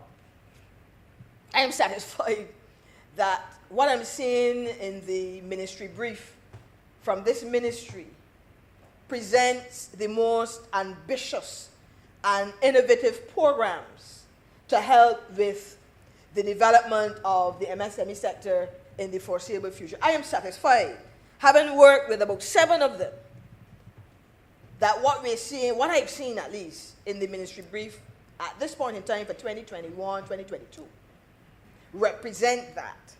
Now, I would also hasten to add, not naive about this fact, that the challenge often for us isn't the ability to come up with ideas. The challenge isn't often the ability to conceptualize solutions to the problems and so on that we have, but I know that often the ability is for us to implement. So I am hopeful that we will see the need and the necessities will be there in the ensuing year for us to be very assertive and strategic about our implementation agenda. But I'm satisfied that we're seeing the kind of programs that are needed for the sector at this time. So I talked about vending. Let's share a few others. I said it wasn't going to be long, Mr. President. The capitalization of these 2 entities that I spoke about, I think Senator Boyce asked about this in his presentation. Mr. President, can you imagine that the last administration had elected not to fund access? This was actually a policy decision to discontinue funding this agency. Now, this is counter to an administration's understanding of how critical this sector is to the economy. And so I am pleased, therefore, when I saw that there was a reversal of that policy decision. Granted, I was a part of an organization, I helped with the lobbying for that to change. But you cannot have a critical entity like a fund access not being capitalized by the state. Now, I agree that there are other opportunities that an organization like that caters more to the small business category within the sector, that there are opportunities for an agency like that to pursue other sources of capital. I know, for example, that the European Investment Bank has been having discussions, Mr. President, on how an organization like that can finance micro financial institutions like a fund access in Barbados. So I encourage that something like that ought to be pursued. But you cannot have the state turning a blind eye to an organization like Fund Access. And so my data indicates that $6.5 million have been provided to Fund Access to assist with providing capital, especially for those at the small business level. But it doesn't stop there. This is the borrowings that we heard about earlier. Had it not been for those borrowings, then we couldn't do these things. The trust fund that was created back in 2018, in my view, as I assess the market, caters more to the micro category of firms. All right? Usually coming out of the informal sector, they are, yes, encouraged to go and set up their trading names and so on, but they're usually at the micro level. So $5,000 and $10,000 can assist them in giving a start. And so that organization, Mr. President, yes, received 9.5 for the 2020-21 period, but since its inception has received $24.5 million. $24.5 million, what did it do with it? Mr. President, 3,330 persons have received loans, those small loans, $5,000 loans, $10,000 for a few, to help them get a start. And remember, I'm talking about the internal agenda. So these are firms that are providing goods and services in the domestic space. These are not those exporting, I'll get to that. But these are operating in the domestic space, primarily coming from the informal sector, yes, registering their trading name, but they are primarily micro firms, less than 5 employees. And the data suggests, Mr.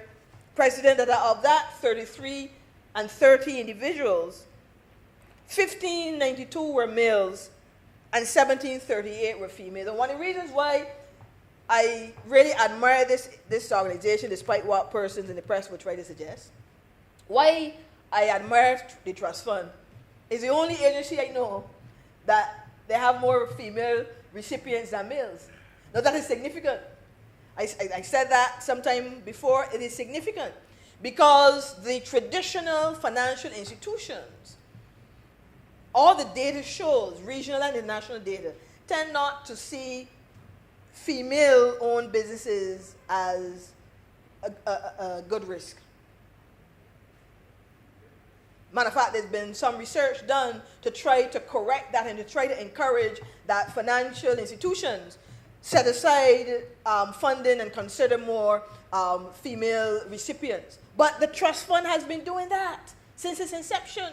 The majority of the recipients have been female-owned businesses.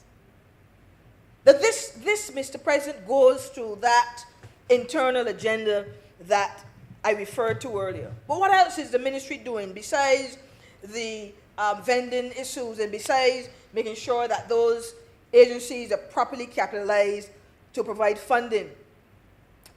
We've started some work, and I say we now wearing another hat, Mr. President, on a junior stock exchange.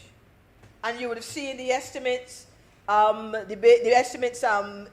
information that the ministry is working with 2 organizations, one of which I represent and another the Barbados Stock Exchange, to get this project off the ground once and for all. Once and for all, Mr. President, so that while we are working on those at the lower level, meaning the smaller grouping, the smaller firms, that we're also putting in place the mechanism to access funding for the bigger firms, those at the medium level now, and those that are the well-structured small firms. Why? The fact is, while the state will try to take care of those at the micro firm, we have now to look at other types of capital for those that are well-structured. Those that have their board of directors in place, their governance arrangements in place, that have their strategic plans in place, those that are employing 25 and 50 persons, we need to be able to help them to access capital as well. And so you'll see that this ministry has, as a part of the work plan for 2021-2022, the establishment of that stock exchange, and the organization that I represent and the Barbados Stock Exchange, Mr. President, would have done significant work on preparing the paper to operationalize this concept in Barbados. It's been talked about for a while. But we're looking forward now with the ministry as a key partner in this to be able to get this off the ground. And then another area that is of significance to me, and Mr. President, allow me if I crave your indulgence, is this work. This is a body of work. National policy framework for the sector. This is a body of work, Mr. President, that I had the pleasure of leading a team to create. I was the chair of the committee that developed this policy framework for Barbados. And while this was done, Mr. President, for some time, there was no strategy to support this policy document. And this policy document, I believe you would have heard the minister responsible for small business in the other place talk about the collateral registry. It's here in this work that was done. How can we improve the access to finance, and not only the collateral registry, but we also propose the some sort of loan default insurance scheme that can be considered for those who access funding of a particular amount. We also talked, Mr. President, of a credit bureau system that would help in giving us some sort of evaluation tool for those that will come for funding for their businesses. But in these estimates, the proposal has been made to have now the strategy that will support this work. And so we commend this, because we need now to be able to have a strategy document, Mr. President, that gives credence to this policy work, that would help us now to implement the proposals that have been proffered here. Not only access to financing, Mr. President, but the policy document talked about market access, competitiveness, and productivity. It talked about the development of entrepreneurial skills, knowledge, and competencies through education and training. How can we revolutionize that? It also talked about ensuring that the legislative and regulatory framework and the business support apparatus in place helps to move firms from being informal to formal. Because another piece of work, and you've heard me quote from this, Mr. President, several times before, another piece of work that we did back in 2016, people talking about the sector, but there was no data. There was no data. We were able to get funding through the Ministry of Labor project supported by the EU to do this research. And I sat with consultants and created the variables. What are the things that we wanted to test? Because for too long we have just been pontificating about numbers, and we needed to have quantitative data.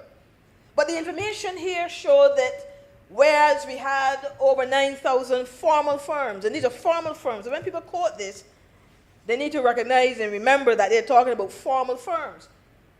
The work done by Salises showed that an equal amount of businesses operated in the informal sector. So whereas there were over 9,500 formal firms, Salises would have predicted in the report to us that an equal amount of firms operated informally. And so the policy document for us, Mr. President, sought to address this issue. Now, the economists will always tell me, and I understand the concept, that there will always be some informality, some inefficiency, they call it, in the economy. You're not going to have a perfect system. There will be some inefficiency in the economy. And that being the case, you will not be able to get all businesses operating formally. There will be some informality. But that's fine. We understood that. But we wanted to be able to get as many firms as possible transitioning from the informal economy to becoming formal, to becoming structured, that we not only would have data on them, but we can better provide the services, the technical assistance and the support services for them. And so this policy document, Mr. President, proposed that we would put in place that framework to help us to do just that. And the document, looking at what was done in the UK, where every year in the UK, small businesses had to update their information, like a registration process. We were proposing 2 years in the first instance. And every 2 years, then you'll have an updating of that information so that you would have always an accurate set of data on the firms operating within the sector. So this, Mr. President, represented significant work that was done. So I look forward then, when I look at the brief from the ministry, to see the development of the strategy that will give life to what has been proposed there. And the other point about helping with the capacity at the informal level, at the internal level, is the role of the Energy Smart Fund. And this is now the second iteration of this. I recall being a stakeholder in the various workshops that were held with the Smart Fund 1, looking at the performance of that, being a part of the debriefing and so on as the ministry got ready for Smart Fund 2. And one of the components of it that I commend is the ability to get our small and medium firms more so to conduct those audits on their businesses, and so to be able to retrofit their operation, especially the small manufacturers, those that are in agriculture, agro-processing, and the like. Many in the industrial estates, many operating with, a home-style business, the nail techs and the cosmetologists and so on, to retrofit the barbers and all that then they can draw on the resources of the fund to change out the lights and the like. Right? This is going to help them to obviously reduce their energy costs, help them to become a lot more efficient, and at the end of the day, when you can reduce your energy costs, when you can reduce the cost of inputs, Mr. President, it is going to help with the bottom line for sure. So again, another area that I highly commend based on the brief that I would have read. So I think, as I conclude on this first point, that the work being done, the work being proposed by the Ministry of Energy, Small Business, and Entrepreneurship, and Mr. President, I can go on, I think it was Lil Rick that had a song that said, I can't call all. Can't call all. The truth is I can't call all. Because there's so much being proposed that will help firms in the domestic space to build capacity. There's going to be a new MSME piece of legislation that will come soon to be debated, and that piece of legislation, Mr. President, is supposed to not only give proper definition to the various sections of the sector, but also look to see how can government through the legislative apparatus really enfranchise the sector more. So I know that quite a bit is planned by this ministry to help with facilitating the competitiveness of firms and creating more economic activity for us here. Let me move on to my second point then, Mr. President. And that has to do with what I call the external agenda. And the work proposed by the Ministry of Industry, and the industry component more so, the industry unit more so, is being focused on how can we internationalize our firms. Now, whereas we talk a lot about decriminalizing vending and the work being done by the trust fund and so on, all of this is good. This, however, is at what we call the micro level. This is at the micro level.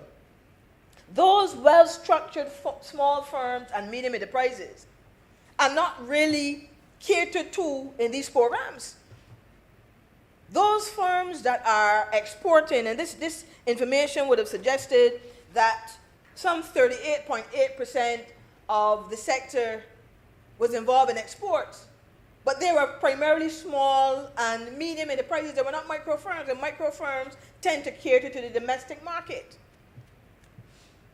So the question then is, how do we help those firms to internationalize? In other words, how do we get them exporting now?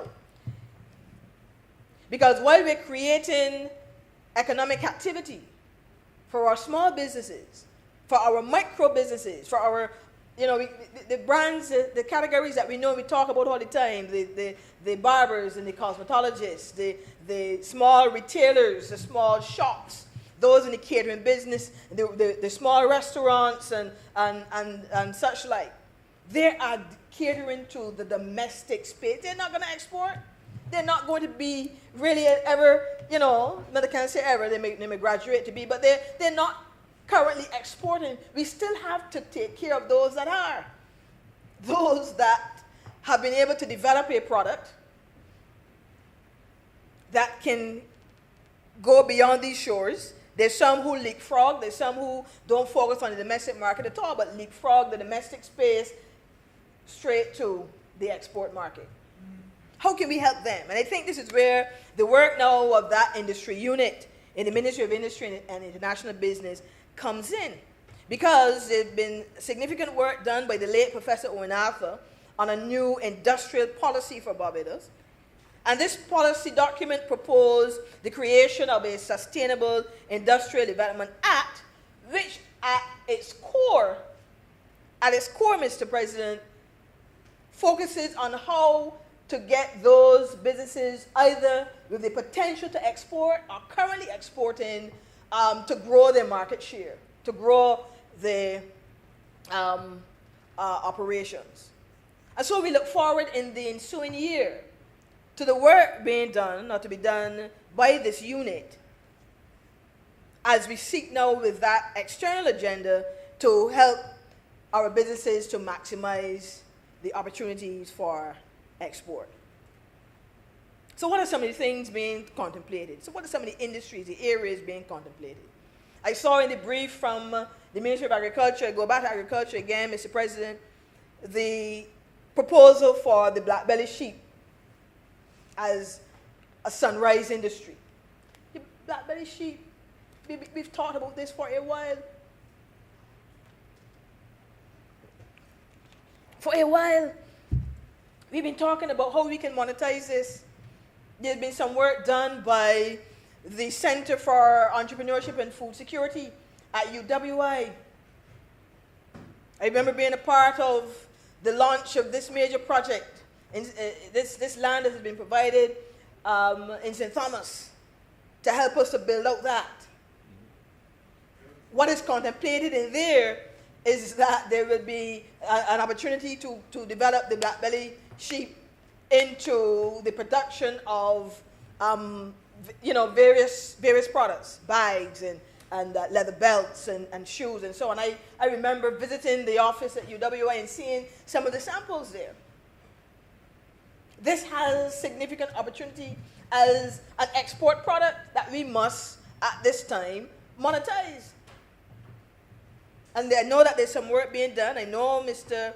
President, sir, that the minister would have shared this in the other place.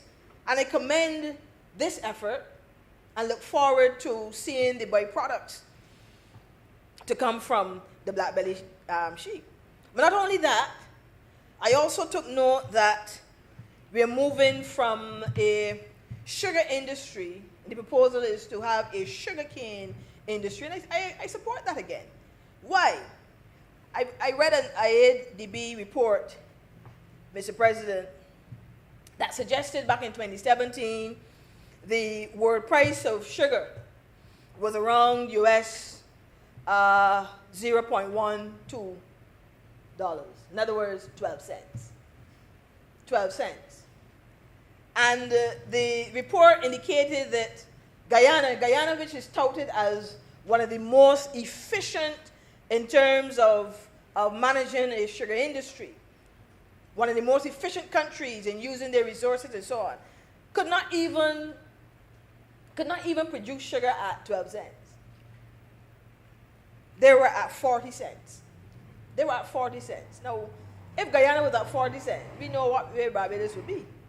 So the fact is, we must all agree that sugar in its traditional form is no longer sustainable, and therefore we have to transform this particular industry to a sugarcane industry. And so the ministry is now looking at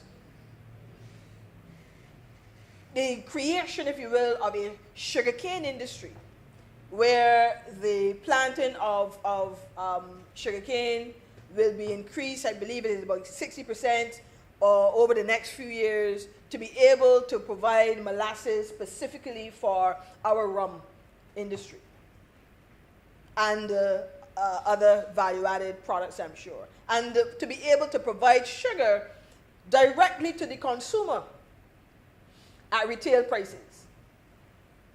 So this too will help, in our view, to strengthen our export focus. But it doesn't stop there, Mr. President. It doesn't stop there. I had the opportunity to look at some of the data on our exports within CARICOM. And between 2015 and 2019, the data show that Barbados exported to CARICOM 259 million, this is for 2015, 259 million in exports 2019, growing each year to 304 million by 2019. So that tells me that there's some potential for growth within the CARICOM region. Okay? Contrastingly, our imports from CARICOM were at 682 million in 2015. And that figure dropped by 2019 to 578 million. Rounding it off, obviously. That says to me that based on this data, we begun to see a decline in our imports, while at the same time we saw an increase in our exports. Now, we don't have a trade surplus with CARICOM, the wider CARICOM. We've always had with the OECS. I didn't have any data on that, but we've always had with the OECS. But the fact is, it tells me that there is some room for export growth. And so the thrust towards the internationalization of our firms, building capacity at the domestic level that our firms can really consider the export market is a step in the right direction. So the efforts towards improving the work at the Barbados National Standard Institute, that is critical. The effort towards making sure that we have an appropriate lab that can do the testing and certification for our products, that is also, in my view, commendable. And then let me stick a pin here to make a side point on this one. That I was very disappointed, Mr. President, to learn, I'm aware of this, that prior, with the last administration, we lost significantly on an opportunity through an IADB loan for us to build out our own lab that would allow us to do testing, that would allow us to make sure that, that we provide for our small firms in particular, our medium firms in particular, who want to export their goods, but who have to meet, sanitary and phytosanitary standards for the export markets. We lost out on that opportunity. And so now the Ministry of Agriculture has put in these estimates provision for that kind of laboratory that will assist us in helping those in the agro-processing sector, helping those that are, producing condiments and other type of products and who want to export. The fact is that small firms, medium firms, would not have the capacity to invest in that on their own, but you have to meet international standards. You have to meet international standards, Mr. President, in order to access these markets. Somebody said about walking and chewing gum. This is really what it is. That yes, you're strengthening your domestic market, but at the same time, you have to incentivize your export market as well. You have to walk and chew gum. You have to cater to those who are at the small and medium level, who have outgrown to some extent the domestic space and need now to consider export markets for their goods and services.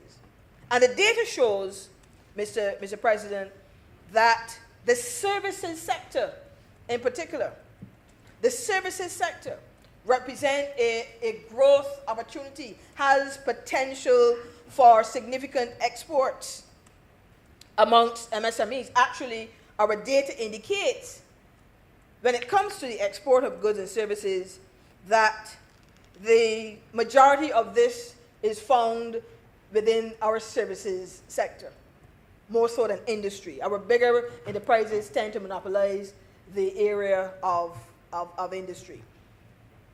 So having this apparatus and having the focus on the internationalization of our firms, the technical assistance, I hope that will be provided again by the BIDC, the technical assistance program that they would have had, but more importantly, making sure we have our lab, making sure that we use the BNSI's programs to help with the development of standards and so on. These are critical.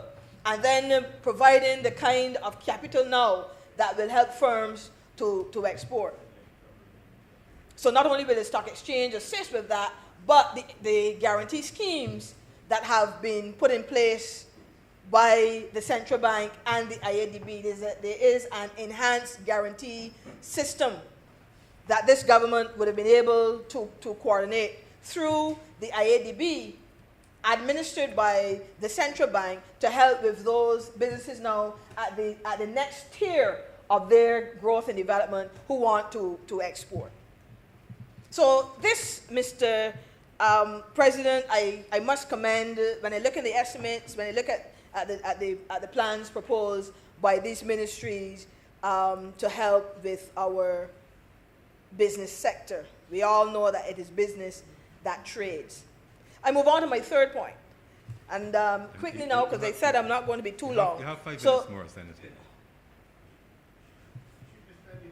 5 minutes. So in my final 5 minutes, Mr. President. And our goals very quickly, you have a lot to say. Apparently. So I'll try to see if I can use 4. I need to make a quick point about the CSME. Now, this is another subject that is very, very, very dear to my heart. I heard the submission earlier by Senator Rogers about CARICOM.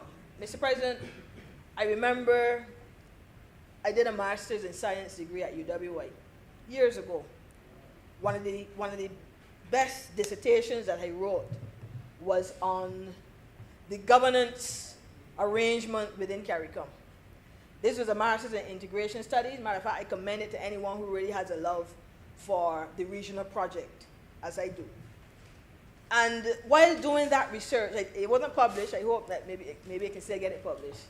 But while doing that research, you know, I guess it's because of a desire to really see us advance the regional project. We are going to be celebrating 50 years in another two years, I believe it is, shy of that, of our integration project. And still, Mr. President, we have so much yet to do. Now, in the quasi-government, Barbados is responsible for the CSME. And for years, very little has been done with regards to the CSME.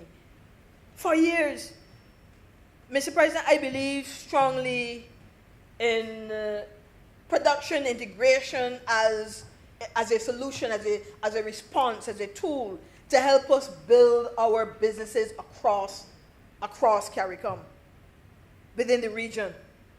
I believe it is Article 53 of the revised Treaty of Chaguaramas that speaks to production integration, and in very simple language, there was some work done on an industrial policy within CARICOM some years ago. In very simple language, what it envisions is that we are able to use the member states in a more strategic way in contributing to the industrialization effort of the Caribbean. And what do I mean by that? If it is that we have Suriname, Guyana, with a landmass, can we not grow our food? Can we not plant what is needed for the region there? If it is that we have Trinidad and Tobago with the energy resources, I think they control about 70% of the goods sold within CARICOM. Can we not consider them, Mr. President, to manage the manufacturing component? If it is that we have the Bahamas and Barbados that are known for their professional services, can we not, in strategizing, focus those two countries on those areas? If it is that we have St. Vincent and the Grenadines and Dominica and others that are able to give us some of the best ground provisions and some of the best crops,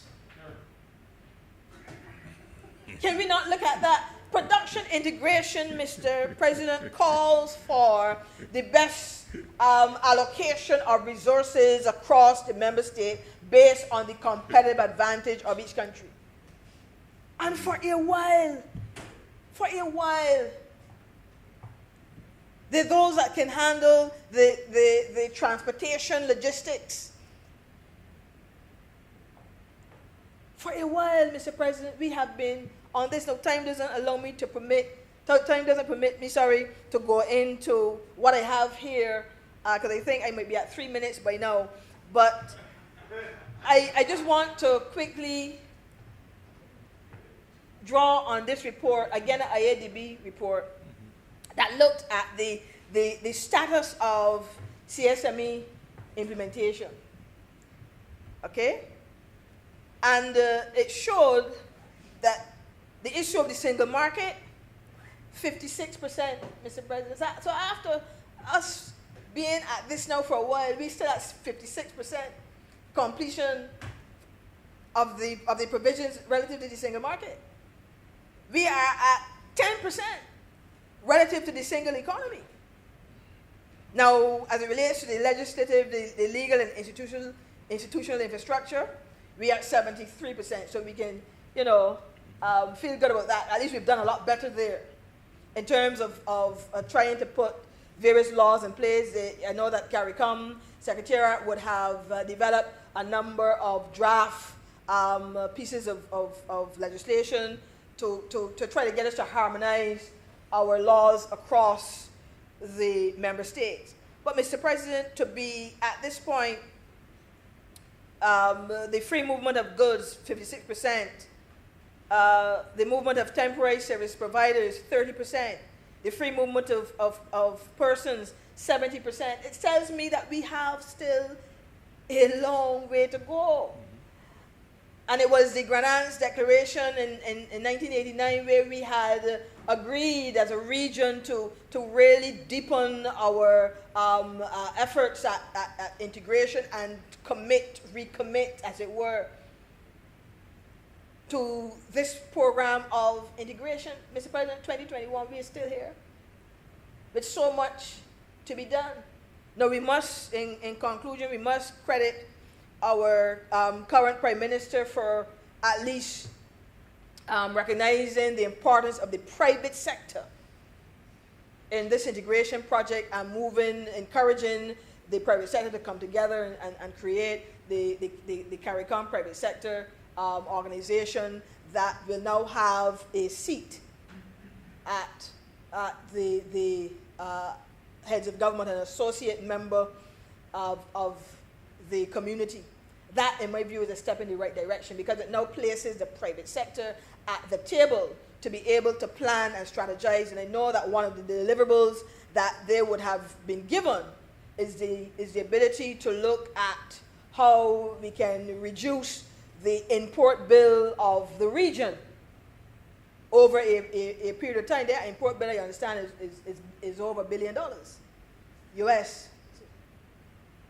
And so having a private sector organization that will focus on how can we reduce that import bill is significant. Might I add that as we look at production integration and the allocation of resources across the member states, that is going to help with the process.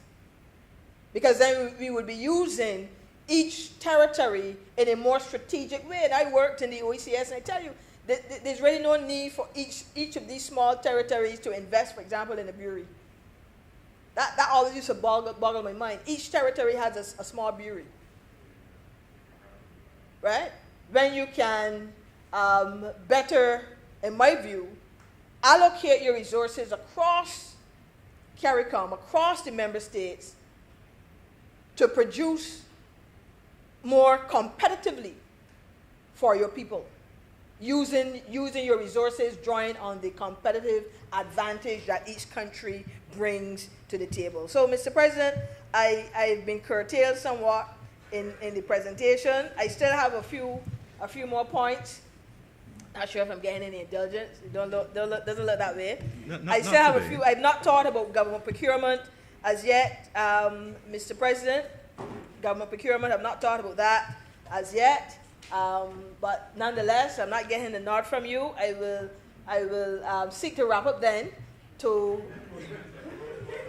to, su- to suggest that I commend this bill, Mr. Chairman. I think that the plans being proposed, I was speaking just now to the CSME unit within the Prime Minister's office, and the work that they have started, the work that is required as we go forward. I've not yet spoken about the Caribbean Export Development Agency and how this organization will really help with the export program of the region. I believe I'll come back to that at some other time, Mr. President, with your permission. But I want to really support the bill that is before us.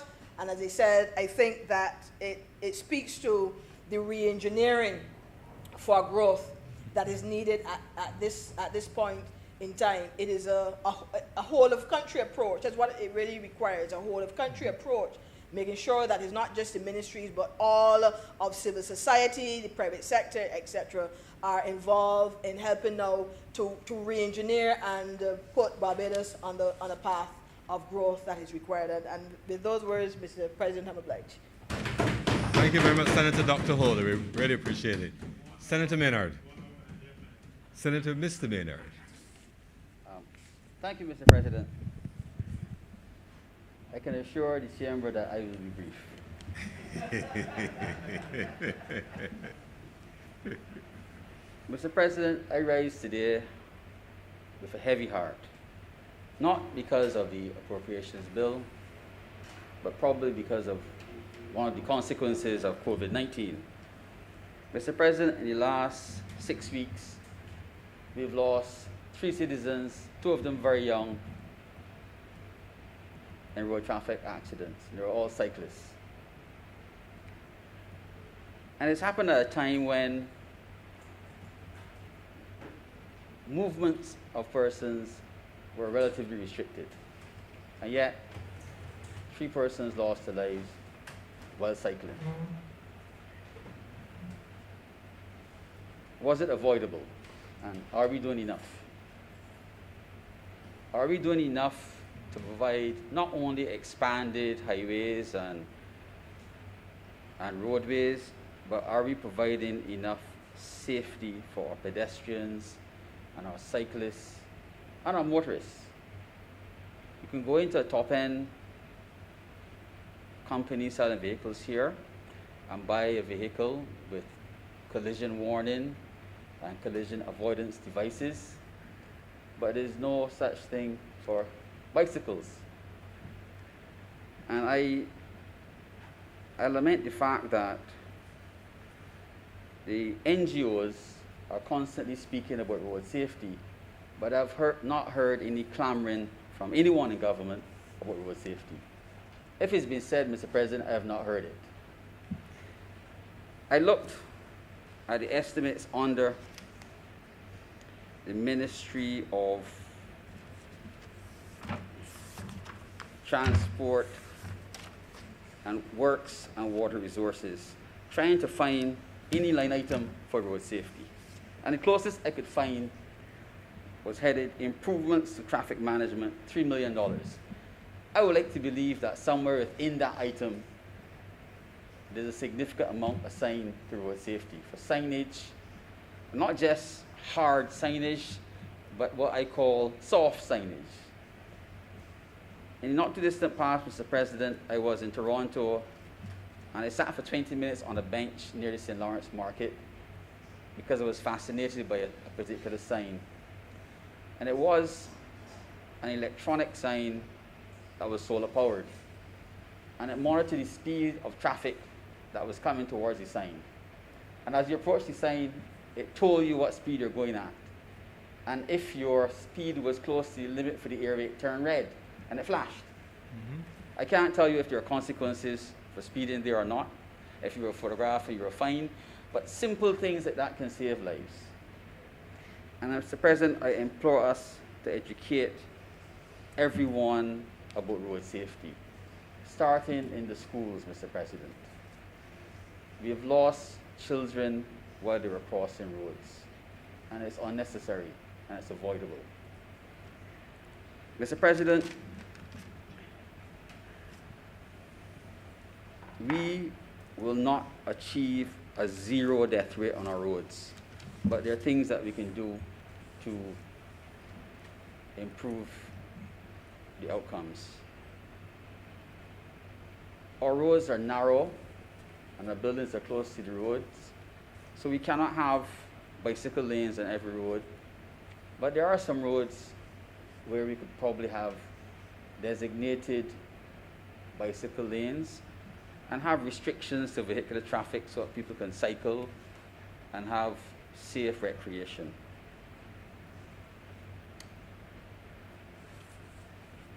Mr. President, it is not for ourselves, but for all. And this country needs to do it. We cannot afford to keep losing young people in circumstances where things should not have happened.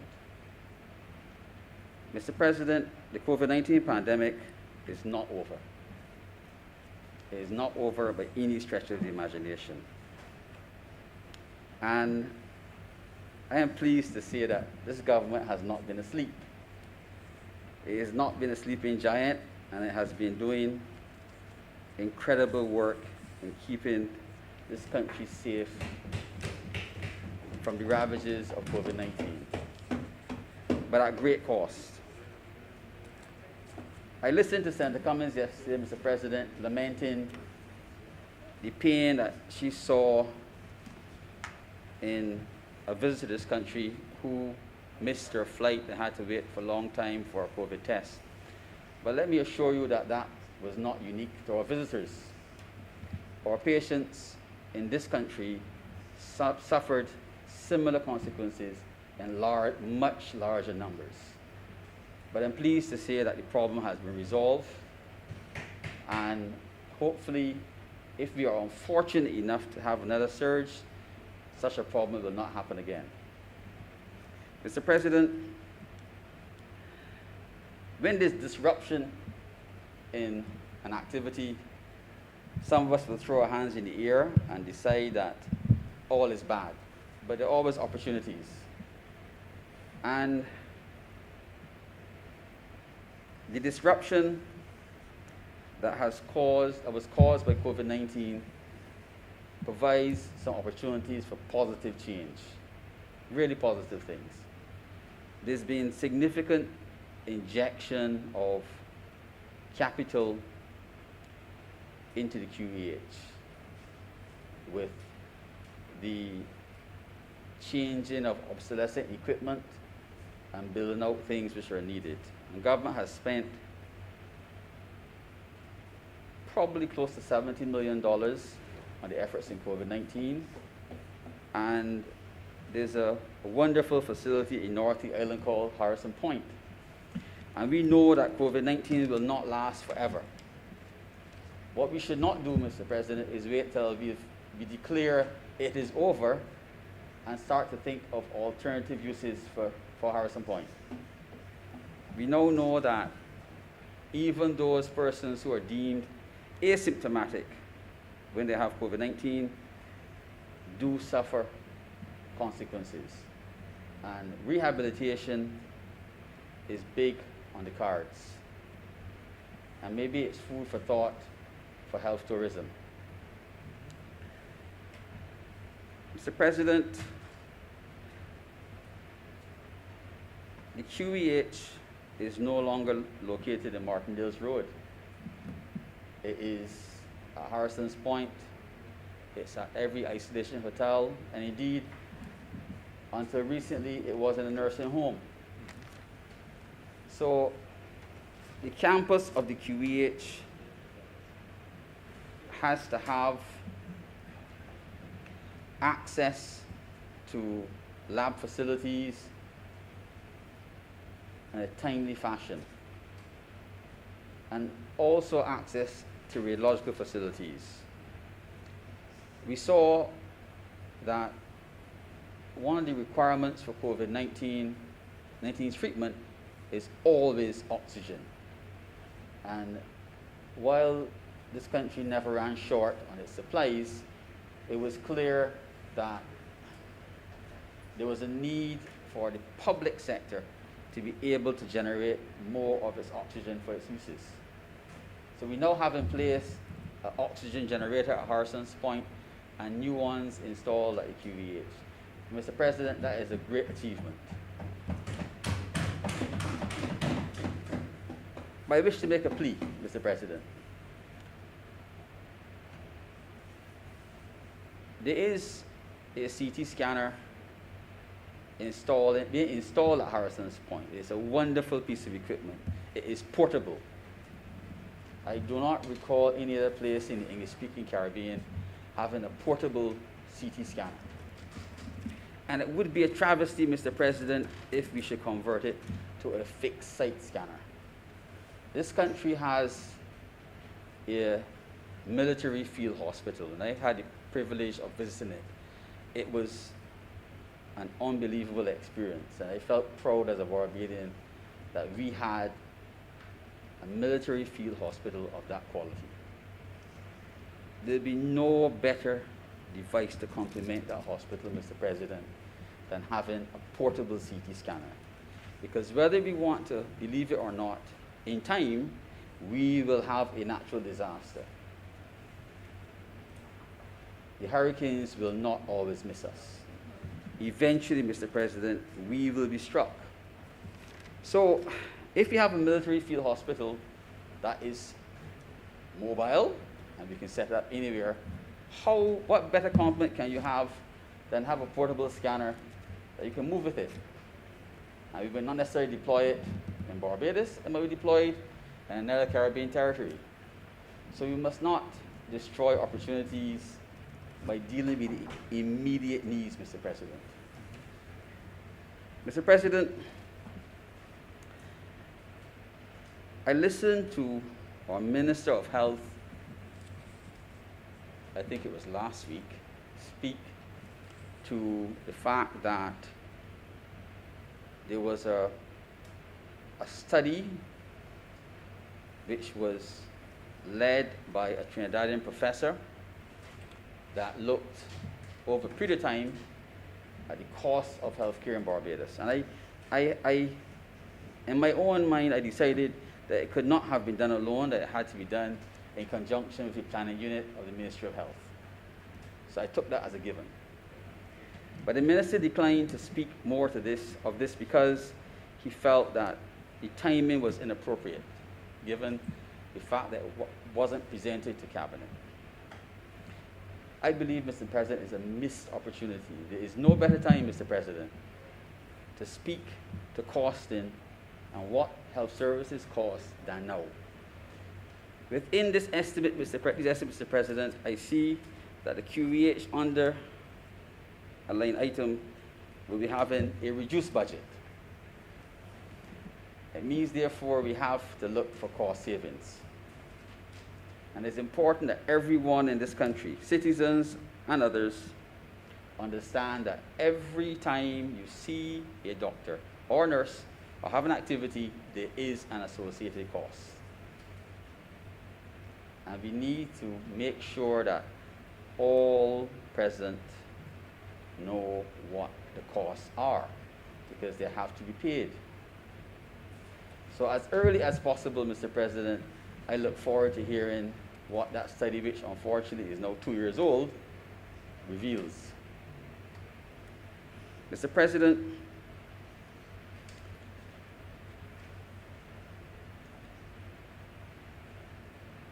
we need not only to look at costs, but outcomes. There's no point telling us what it costs to treat breast cancer or prostate cancer if you don't simultaneously look at outcomes. You may be wasting money or not doing the right thing. So you have to also know what outcomes do you get when you treat a particular disease in a particular way. Is it the best spend of your money?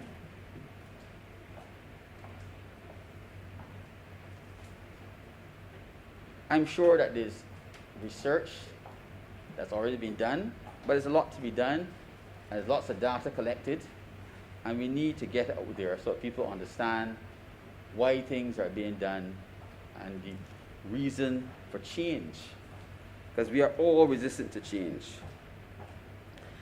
One of the consequences, Mr. President, of the chronic non-communicable diseases in Barbados is a high incidence of renal failure. And our government, our hospital spends close to $20 million a year treating patients with renal failure, specifically with hemodialysis. $20 million. Out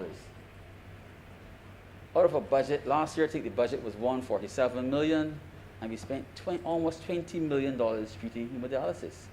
And it's almost shameful, Mr. President, that you could spend $20 million treating as treatment for a condition, and there's no one assigned to manage that budget. It's the single biggest line item on the QEH budget list. If you had a company that had a throughput of $20 million, you would have a board. You would have multiple managers, and yet we don't have a manager. How can we save money? How can we sit down and say the private sector can do it cheaper than us? We don't manage it. So I would like to suggest in this chamber, Mr. President, that somebody seriously thinks about appointing a manager to manage that $20 million budget and look for some cost savings. We might save more lives. Lastly, Mr. President, I want to speak briefly on the A&E department.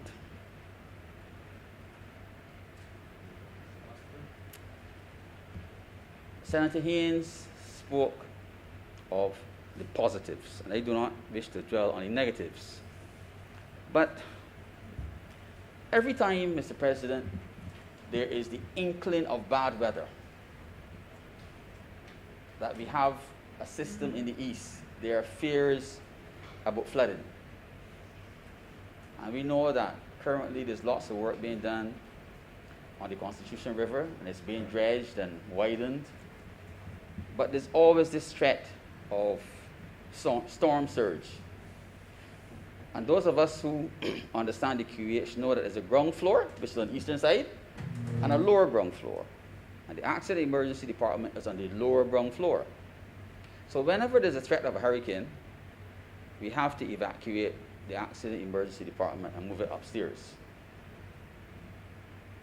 I am dismayed, Mr. President, that the Prime Minister and Minister of Finance assigned over $11 million to do an accident emergency department expansion, and it is built at ground level. So when we get a natural disaster, Mr. President, and there's some storm surge, we have to evacuate it just as before. That makes a lot of sense, Mr. President.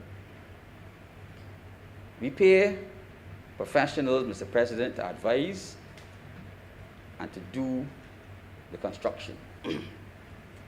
But as we speak, Mr. President, in that same building that was supposed to be delivered at the end of this month, there are walls being cut to widen the doorways so they can get the equipment in. It's a disgrace, Mr. President. It's a disgrace because government has paid and will continue to pay for the mistakes. So I have to ask, Mr. President, who is responsible? It is not a lie, Mr. President. It is true. Government, in the most difficult of times, found the money with the commitment from its manifesto to improve the A&E service, and they've built the building. So we have to ask those who built the building, why are you doing these things, and why are there so many changes? What is wrong? And what went wrong, Mr. President? Mr. President, some time ago I spoke in this chamber about the expansion of A&E, and I warned that we could build a nice, comfortable, beautiful building that is safe, and now it has considerations for COVID-19. But if you don't fix the problems of flow, it will become a place where you can wait for a long time in a nice, comfortable environment. We've not fixed the problems of flow. I accept that, excuse me, I accept that COVID-19 has thrown a lot of things off track. and we've had to change policy, like for example, not bringing patients with COVID-19 into the hospital. Some regard that as a victory, where we now admit patients with COVID-19, but it was a natural consequence of learning as we went along. In the beginning, everyone was afraid, and now, a year on, we have more knowledge, and we realize that we can more safely manage patients in that environment, in a controlled environment, and then possibly transfer them to Harrison Point if necessary. Mr. President, if we spend the money, we must get what we spent it for. And along with that, Mr. President, we have to make sure that when we spend the money for a project, that we are clear about what we want to achieve. And if we prepare the pathway that we will finish the project, the consequences of it is improved health care. I dare say, Mr. President, I wait to see when the new A&E is open with all the fanfare, what difference it will make to the John public who goes to the Accident and Emergency Department. I thank you, Mr. President. Thank you very much, Senator Mr. Maynard. Senator Greenwich. Thank you, Mr. President. Sir, we were treated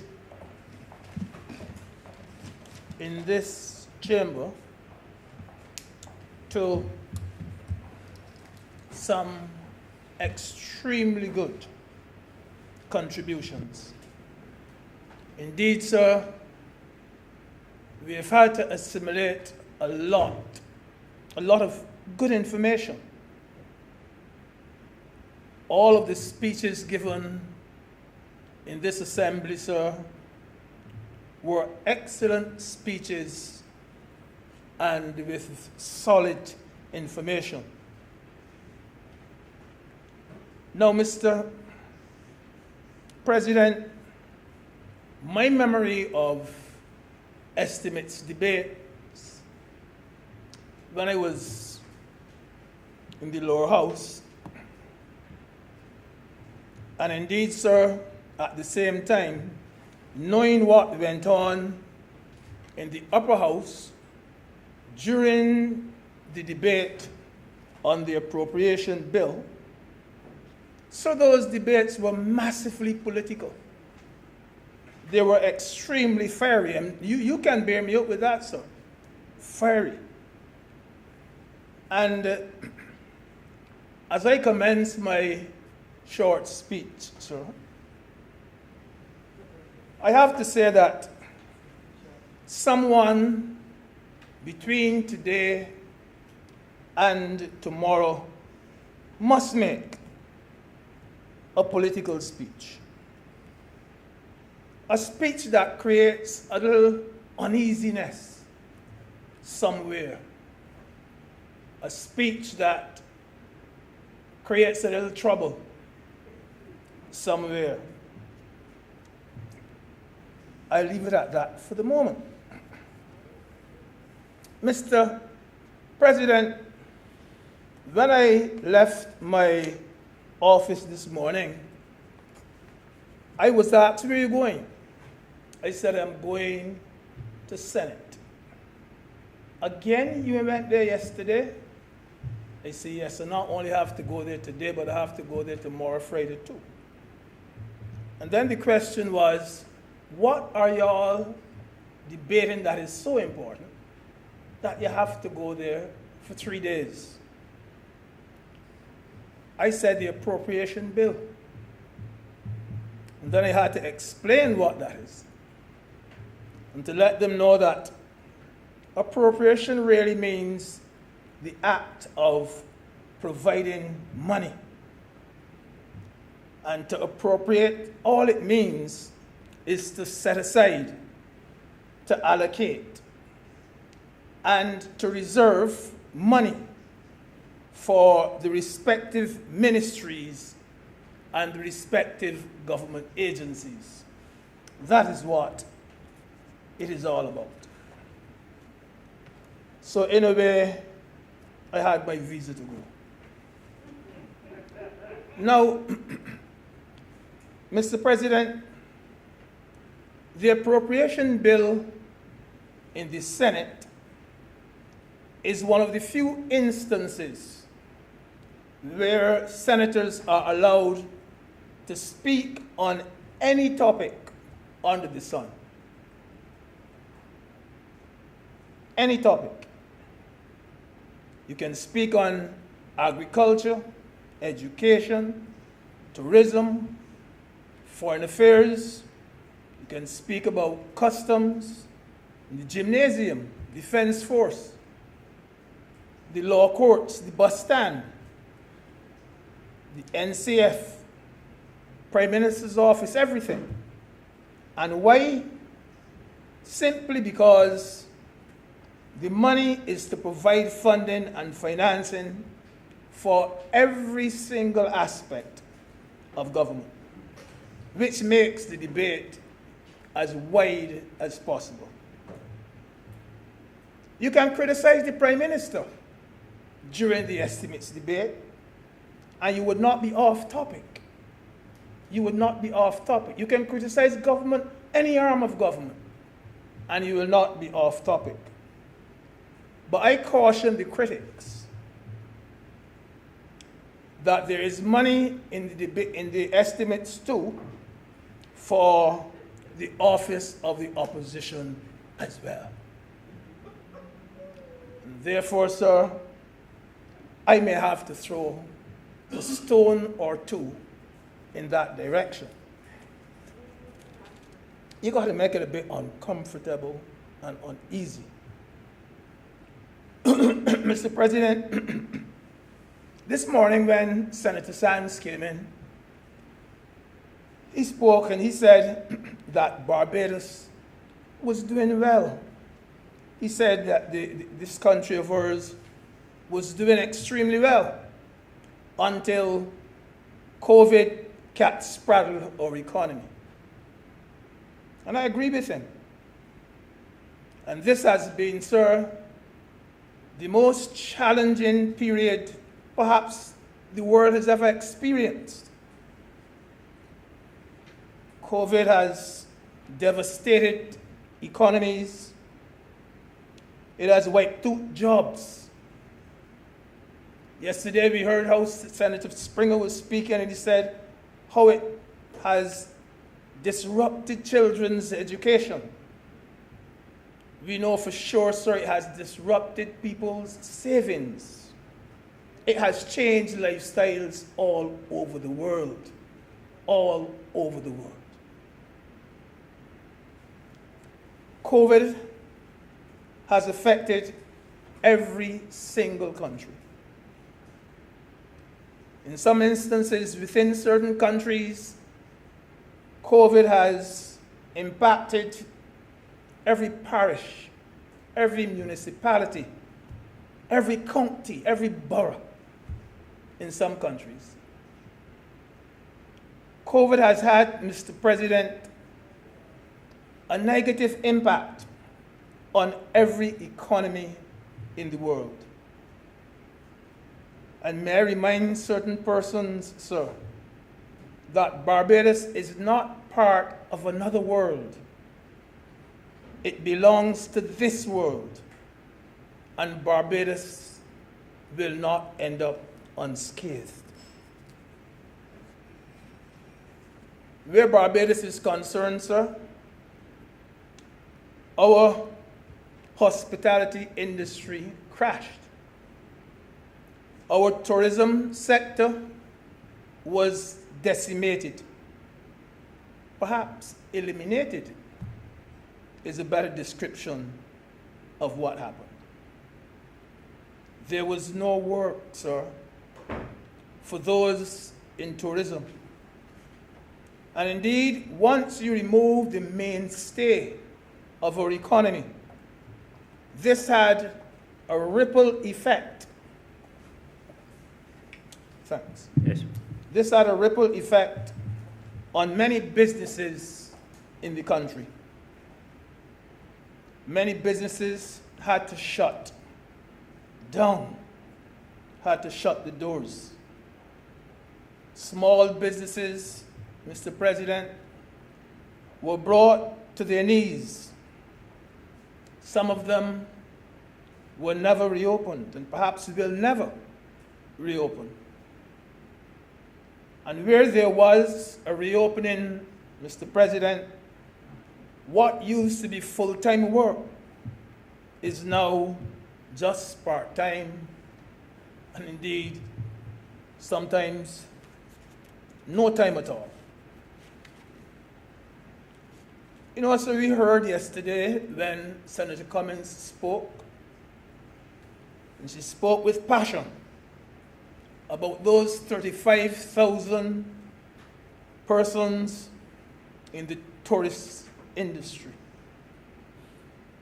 And she told us how many of them could not feed their families and could not pay their bills.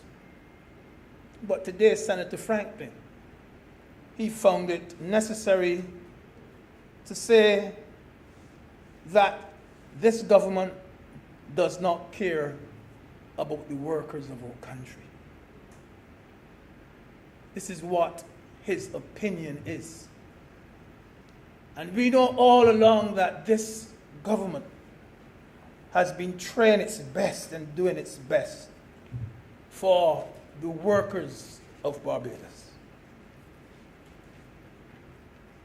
You know, sir, in a way, what government is doing with this appropriation bill, with these estimates, it is the same thing which that young housewife who works at the gas station, who works at Chefette, who works at as a security guard, who works at the NCC, who works as a young teacher. It's the same thing that that person has to do on a weekly basis or on a monthly basis. The only difference is scale. That's the only difference, the scale on which you have to do it. Because that person, that young lady, she has to sit down and she has to say, this here I'm putting here, this is for the 2 children's private lessons. This is for groceries. This is for bus fare. But wait. I can't get my hair done this week. Wait, I can't buy a new outfit this month. This is what she has to sit down and do. Government does the same thing. The only difference, it is on a big scale. Government is like a major housewife in this regard. And when you look at the estimates, and they speak to priority, they speak to which arm of government will get the lion's share of government's expenditure. Education, we understand that. Health. So when I think of health and what health had to go through, what else could they get but a lion's share? The money you have to now pay for things like vaccines and PPEs. And as Senator Maynard was saying, the Queen Elizabeth Hospital, the isolation center, and there are nurses from Ghana and nurses from Cuba. And there's the Best dos Santos over there. I mean, and Senator Rogers spoke this morning about the need for more money for mental health to deal with the stress and so on. You have to see why health would have to take a lion's share on this occasion. And yesterday too, I was heartened to hear when Senator Nurse spoke. And Senator Nurse said that there is need for efficiency in government spending. And I nodded in approval because government recognizes that this cannot be a time for splurging. It cannot be a time for wastage. Now more than ever, Mr. President, every single dollar counts. Every dollar counts. Mr. President, there is very little room for flexibility. And funds allocated in these estimates to respective ministries must be utilized as prudently as possible. Indeed, I'm told, sir, that ministries were asked to see if they could find ways of reducing their expenses so that government could get some elbow room to put money where it is most needed. There can be no splurging. Every dollar counts now. And as I said, sir, at some stage someone will have to make a political speech. In terms of leadership, Senator Holder just a few minutes ago said you have to give credit where credit is due, where leadership is concerned. She said that there is now prudence in the management of our affairs. We have to commend our leader, our Prime Minister, our Minister of Finance. We have to. I can tell you, sir, that most Barbadians have realized that our present Prime Minister is a good, more importantly, a hard-working and caring Prime Minister. And I believe that there are hundreds of them when they say their prayers at night, they do remember her in their prayers. Senator Maynard just a few minutes ago said this government has not been sleeping. This government has not been sleeping. Because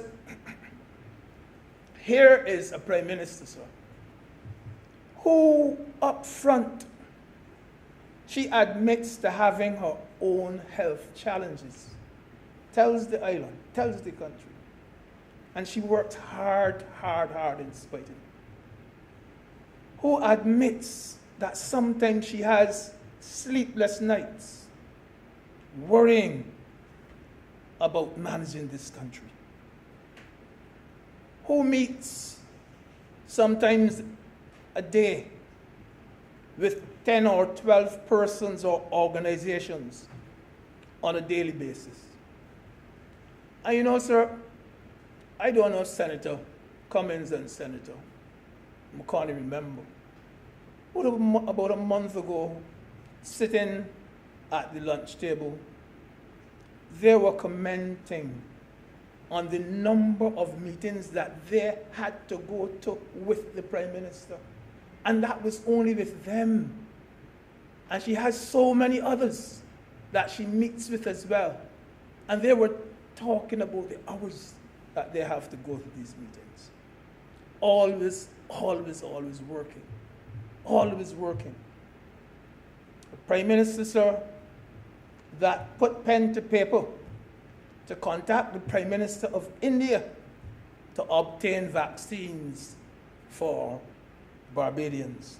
Not for any Bs, not for the Bs, not for the Ds, for Barbadians. For Barbadians. You know what Senator Cummings was saying yesterday? no us and them, for all Barbadians. In fact, sir, we were able to access vaccines before many developed countries. Yes, before some of the leading countries of this world. Barbados had the vaccine, all because of a prime minister who works.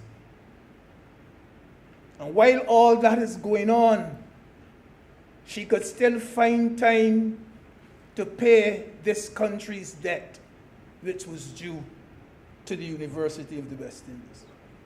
I know I heard with my own ears Sir Hilary Beckles on the television, and he said it 3 times. Thank you, Prime Minister Motley. Thank you, Prime Minister Motley. Thank you, Prime Minister Motley. While all that was going on, she still paid her debt.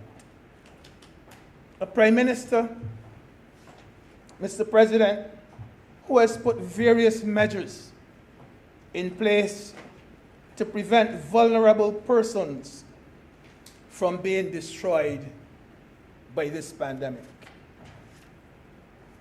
We know of the $600 survival grant for those in dire need.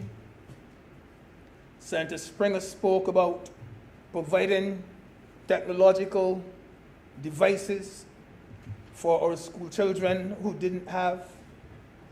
She introduced things like the Adopt a Family, that program, and many other initiatives. Many other initiatives. But the point I want to make, sir, is that COVID should not be a political debate.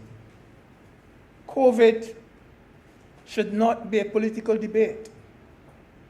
But some persons are so blinkered that they do not see the wider picture. These, Mr. President, are uncharted waters.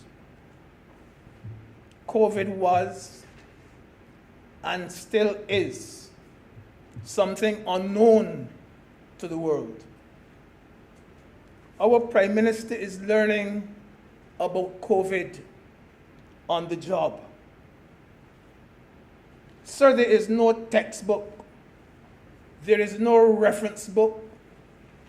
There is no manual. There is no handbook for her to follow. There is no body of law, Mr. President, which tells her which vaccine is better than which. No body of law that tells her when to open up and when to shut down. She is learning on the job like Kenny Rogers, the gambler. She when to walk away and when to run. All that she's doing on the job. We are operating, sir, by guess and by God. She's operating by guess and by God. COVID is not like calculus. It is not like mathematics. It is not like accounts. When you put 7 and 4 together, you always get out 11. You always get out 11. COVID is not like that. We are operating by guess and by God. You know, Mr. President, some of us were born to criticize, but we can't take criticism. We can't take criticism. We were hearing in here today that government allowed those who had COVID to come into Barbados and do as they like. We heard that in here. And thankfully, Senator Walker did not allow that person to get away with it. But regardless of how well you perform, sir, Regardless of how well you perform, some will criticize you. And still, sir, you know, we would be naive to believe that those persons would ever say that this government has performed well. We would be naive to believe that they would ever say that. These critics, they say that they can do better. They know what should be done at every stage. There are COVID professionals, sir. There are COVID technicians, sir. There are skilled practitioners in the field of COVID. They know everything, sir. Everything. You know, I read a newspaper report about 2 or 3 weeks ago in which one person that we know very well was saying it is mere fault. She should resign. He called on her to resign. We heard that, sir.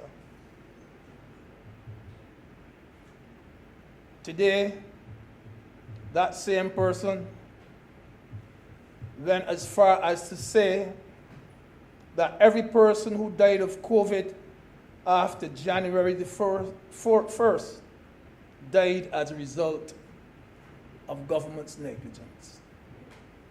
We heard that today, sir. We heard that today. Sir, sometimes I wonder why there are some people out there who are actually, you wouldn't believe me, sir, who are actually singing the praises of COVID. You won't believe that, sir. Of course, there are those who will always want to make political mileage out of COVID. And when I hear them speaking, sir, I wonder why the euphoria. I wonder why is it that there's a twinkle in their eye because of COVID. I wonder why the high fives, why the glee, why the merriment, why are they on cloud 9 because of COVID? Sir, I want those persons to know that COVID knows no blue, no yellow, or no red shirt, or green. As Senator Cummins said yesterday, it is not about us and them.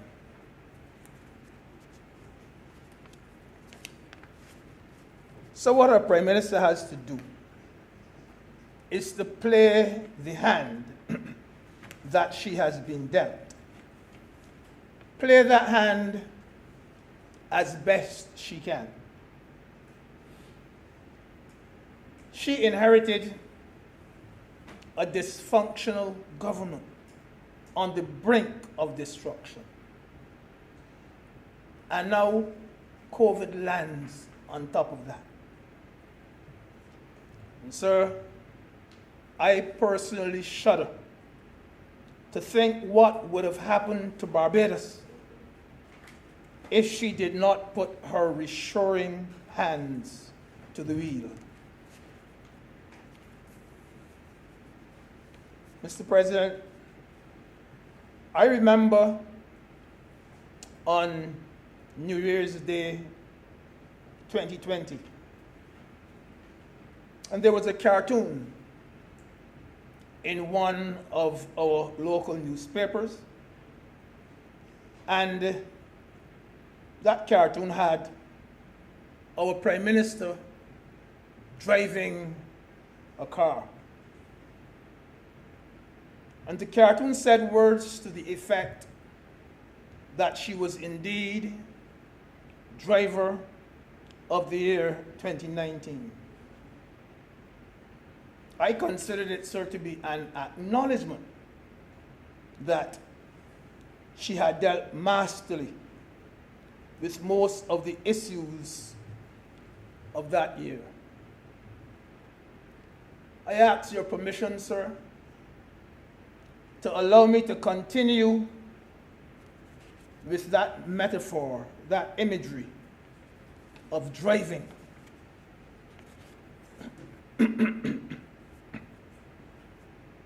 Mr. President, if you see her before I do, tell her for me, that she has proven herself to be an amazingly competent driver. Tell her for me, Mr. President, that judging by the energy and the enthusiasm she has shown in her approach to her work, that we remain confident that she will take us safely to our destination, not only in her first term, but beyond. Tell her for me, sir, to keep her hands on the wheel and her eyes on the road ahead. She must never lose control of her vehicle. Mr. President, on that road, she will meet two other cars. She will see two other cars on that road. The first one is the ladder, L-A with a capital D, a ladder. That car, Mr. President, has broken down altogether. Sir, some people have bailed out of that vehicle because, according to them, their last driver could not drive. I think it was Chalk Dust who sang that song. I mean, if I do not remember my calypso, I'm sure that's Senator Rogers. Chalky said the last driver could not drive. And there were those who said that he ran the car off the road. So what they have done in that car, they've put a female at the wheel. But there are 2 or 3 hungry passengers who will shortly drag that wheel out of her hand because they say she is driving without a license. She has no license to drive. That vehicle is on E. And, sir, there is another car. That car is a Skoda. S-K-O, small d. Small d. And that car, too, will run off the road very soon, zigzagging all over the road. And someone who I thought, wait, no, he's in there. Someone who I thought would have been in that car is standing by the side of the road with a broad smile, saying, "Ha ha, don't care how near or how far, I will never drive in your car." I'll explain that later.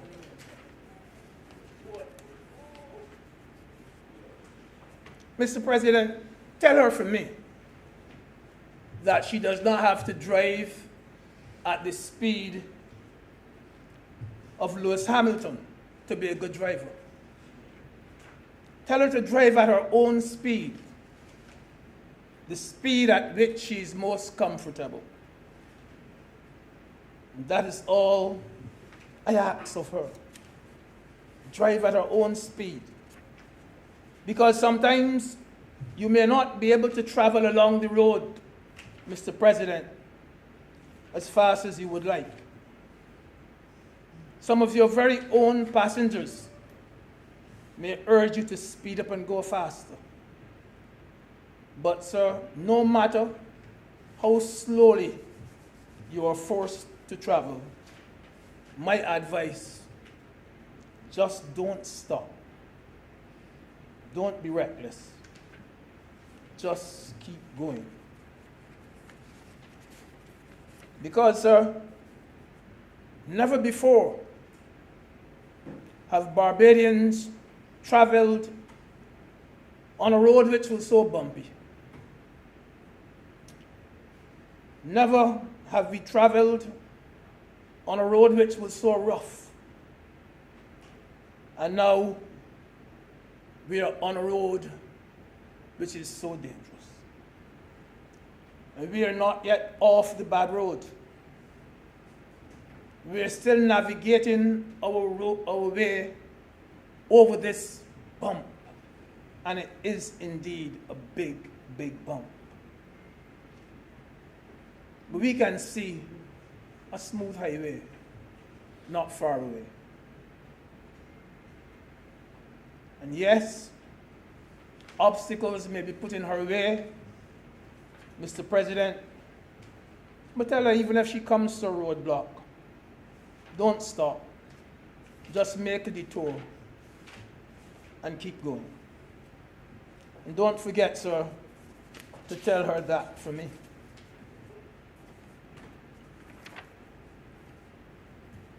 Mr. President, I'm sorry that the senator is out of his seat because he wanted to make this political speech to cause a little uneasiness in the presence of certain people. And the point I want to begin by making when I make this political speech is that far too often the leader of the opposition, he says something in the lower house, and his opinion is contradicted by someone in the upper house that we least expect. And sometimes it is conducted by that individual outside the formal setting of the Senate as well. He is indeed contradicted time after time. You know, if I, Mr. President, was the dominant beneficiary of my party's goodwill, I would be willing to take a bullet for my party leader. Let me say that again.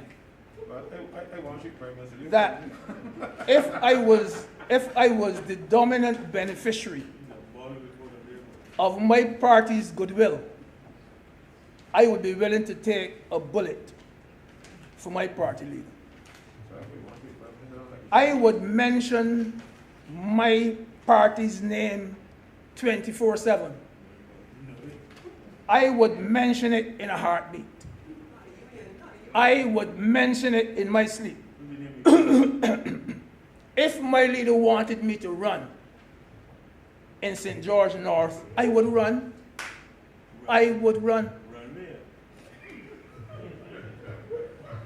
If I did not do that, sir, as the leading beneficiary, I will consider myself to be ethically challenged if I didn't do it. I am an elder statesman, I don't run. Sir, you know what it reminds me of? It reminds me of a young man who wanted to be a painter all his life. And years passed, and then one day, someone whom he did not expect gave him canvas and a brush. It reminds me of that. And you know, sir, And he painted a masterpiece. Continue the story. when he painted a masterpiece, yeah. When I hear Senator Springer speak in this house, in this chamber, or I heard Senator Cummings or Senator Grant, Senator Holder. I heard them speak, sir. Senator Haynes, Senator Adams. I have no doubt that they are speaking, and they say so very often. They speak on behalf of a party called the Barbados Labour Party. We are proud to speak on behalf of that party. Sir, the particular senator of whom I speak, sir, he speaks for himself and he makes mileage for himself. One thing I know, that in this chamber, he never speaks on behalf of any political party at all. Thank you. Doesn't speak on behalf of any. It's almost 2 years or more than since the PDP was formed. And during that time, he has never mentioned the party's name in this chamber. Never once. I have listened to almost every speech, in fact, every one he has ever made in this chamber. Never on a single occasion has he said, my party's position is. Never once in this chamber has he said, my party's position is.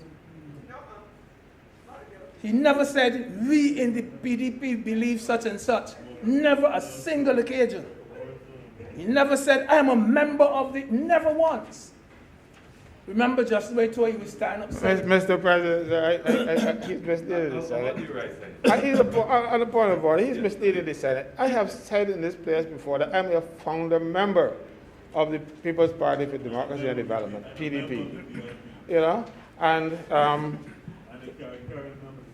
so he misleading the Senate. You know, this elder statesman doesn't know how to prove himself to anymore. Elder statesman. Yes. Sir, I do not know what party he's aligned with, sir. Never said, not for me to hear, I never heard him.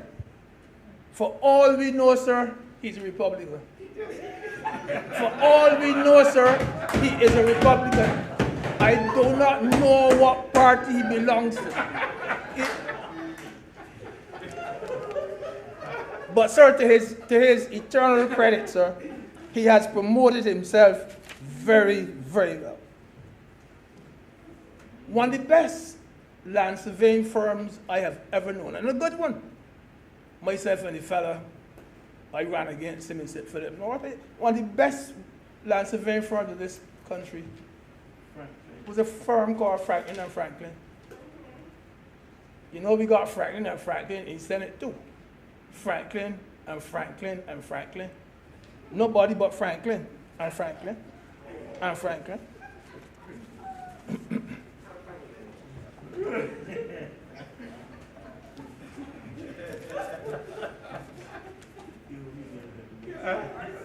You know, no, but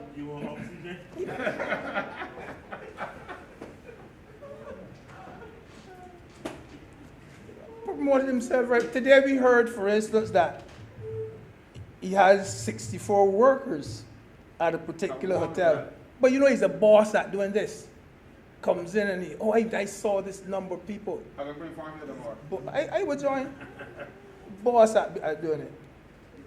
But when all is said and done, he has eclipsed. You can't get away from it. He has eclipsed the leader of his party. I also eclipsed the leader of the other union too. I'm talking about the party. He has completely reduced the leader of the party to triviality and unimportance. Yeah, this is how you feel. To the point where the leader of the opposition is now the most insignificant opposition leader in the Western Hemisphere. He has reduced him, eclipsed him. And it is not government that has contributed to his irrelevance. It's not government. I believe I know who has assisted in making the leader of the opposition the most insignificant opposition leader in Latin America and the Caribbean. I believe I know who has contributed to it. And it is not always that you hear someone from the government side say that the leader of the opposition has ability. He's a man with a lot of ability. He has good ideas. Because after all, he has learned from some of the best. He's learned from some of the best, yes. But you do get the impression that he lacks the support from someone in his camp.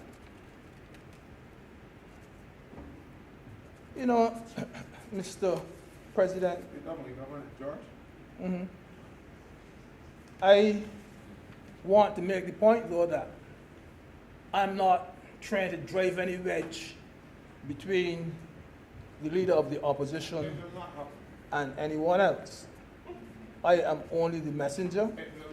And I beg you, please, do not shoot this messenger. Mm-hmm.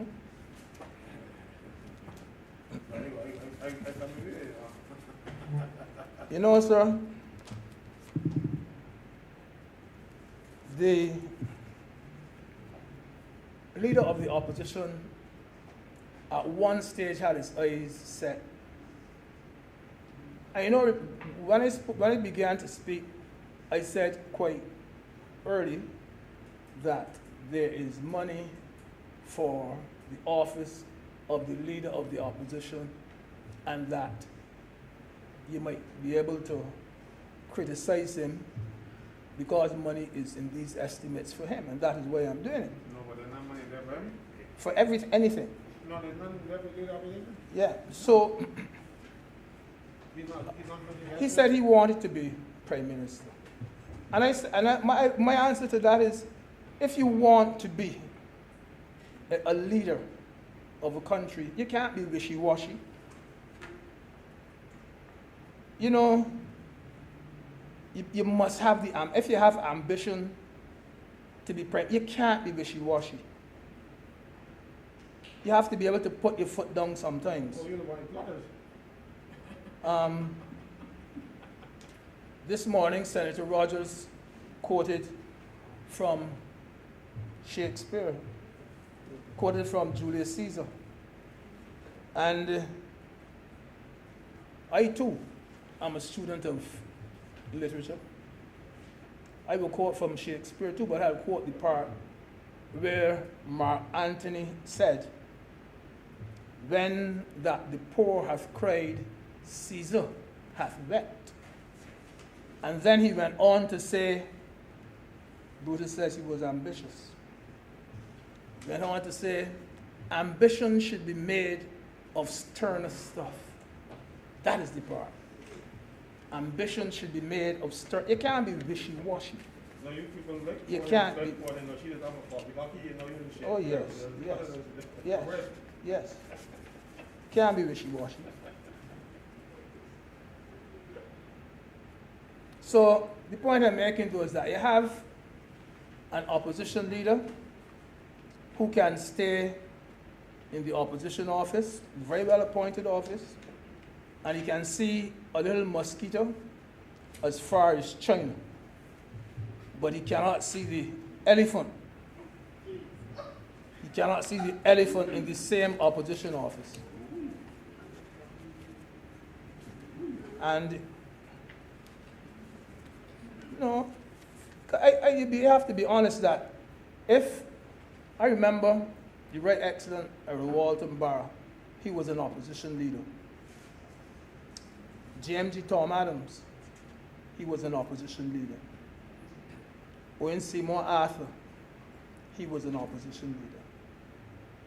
Mayor Amor Motley, our own Prime Minister, opposition leader. And I know that what certain people putting up with, neither one of them would ever put up with it. Not one of them.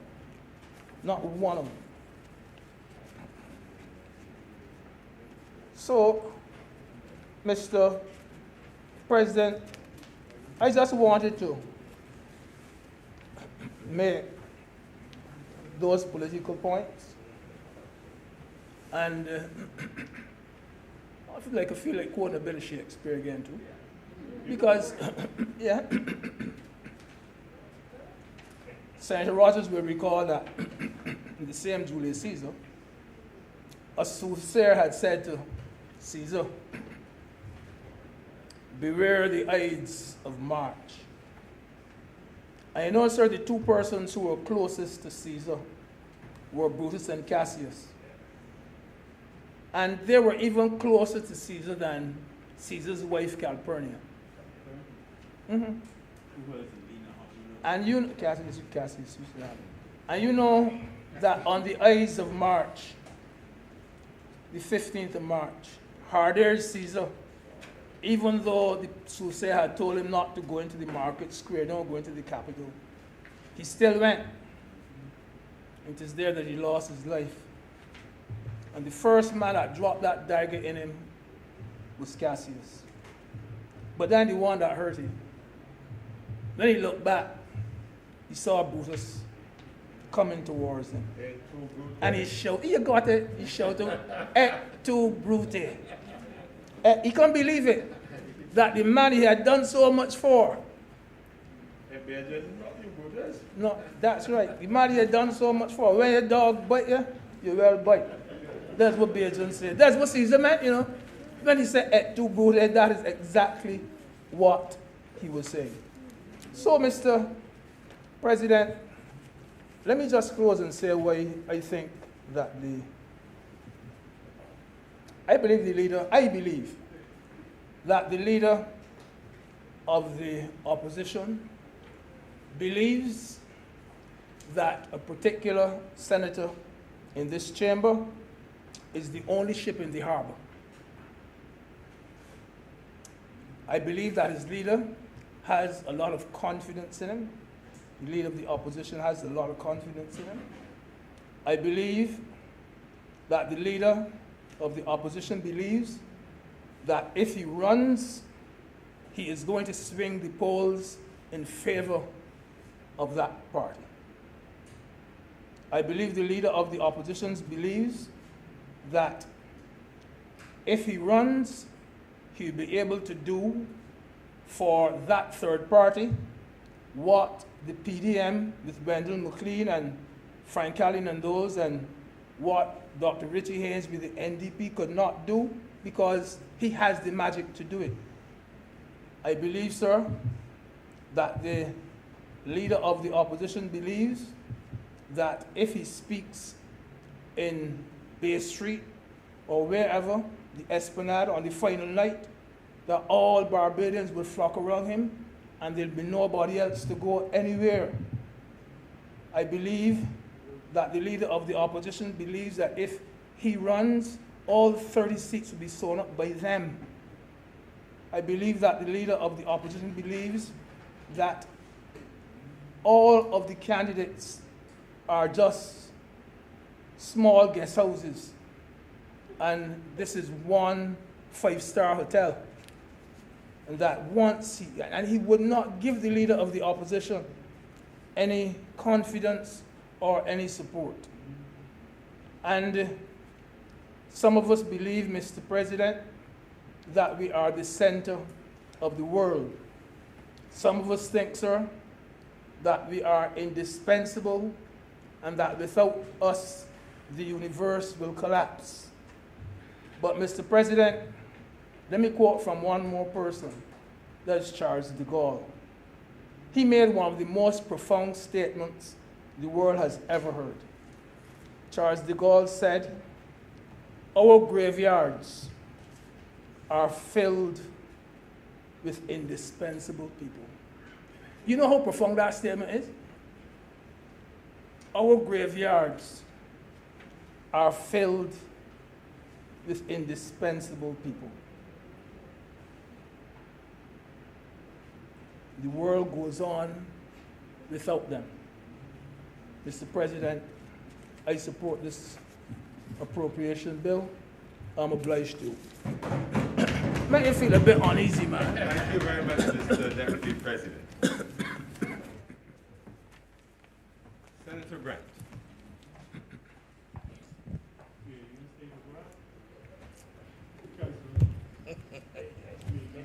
Thank you. Thank you, Mr. President.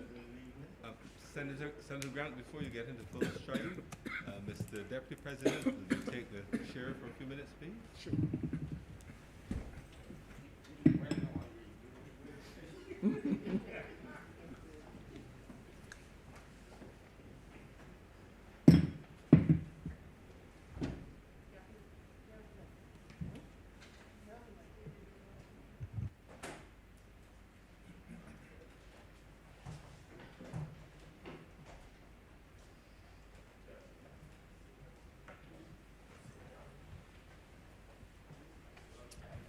Continue, Senator Grant. Thank you. Thank you, Mr. Deputy President. I joined this debate to give my full support for the appropriation bill that is before this honorable House. I believe, sir, that it is important for me to reflect as to why we are at this point. I was not in the chamber this morning, but I happened to be listening to the presentation made by the opposition senator who just left this chamber. And in listening to that presentation, the word that came to my mind was misrepresentation. Because there were a number of comments made that could not be substantiated. And in my mind, those comments represented a reckless disregard for the truth, a misrepresentation. I've said before, sir, in this chamber that we come here with a responsibility to speak the truth, the whole truth, and nothing but the truth. And the reality is, sir, that we are in an environment where we have to confront the challenges of the pandemic COVID-19. It is not of our doing, sir. It is an issue that countries throughout the globe have to grapple with. There has been economic devastation. Persons have lost their jobs. Persons do not know what income they will get. They don't know how they will feed their families. There's been social dislocation. Many of us, sir, enjoy having a little lime, a little get together. In fact, I heard a radio announcer saying, I believe it was last week, Friday, that he well recalls when on Fridays persons would say, thank God it's Friday. And you go someplace and you get a little lime, you get a little beverage, and you have some finger foods and things, and you sit down, you socialize, and you talk. COVID, sir, has changed all of that. I go, sir, to visit my mother, and I put on my mask and my shield. Because you know what? The reality is I'm not of that household. That is my mother, yes. But I ensure that I practice the recommendations of the Ministry of Health. The informal sector, the informal economy, those workers have been severely impacted. We talk a lot, yes, about the formal economy, but there's that informal economy where persons every day struggle and fight to earn some money to be able to buy some food. No money, no food. I have heard persons say that it is a simple exercise with the impact of COVID-19 and the fact that you got to a stage where there was community spread to just shut down everything, just shut down every single thing.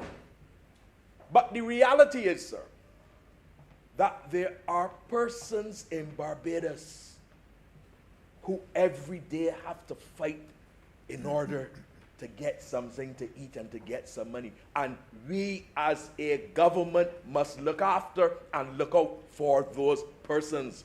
We cannot shut our eyes to them.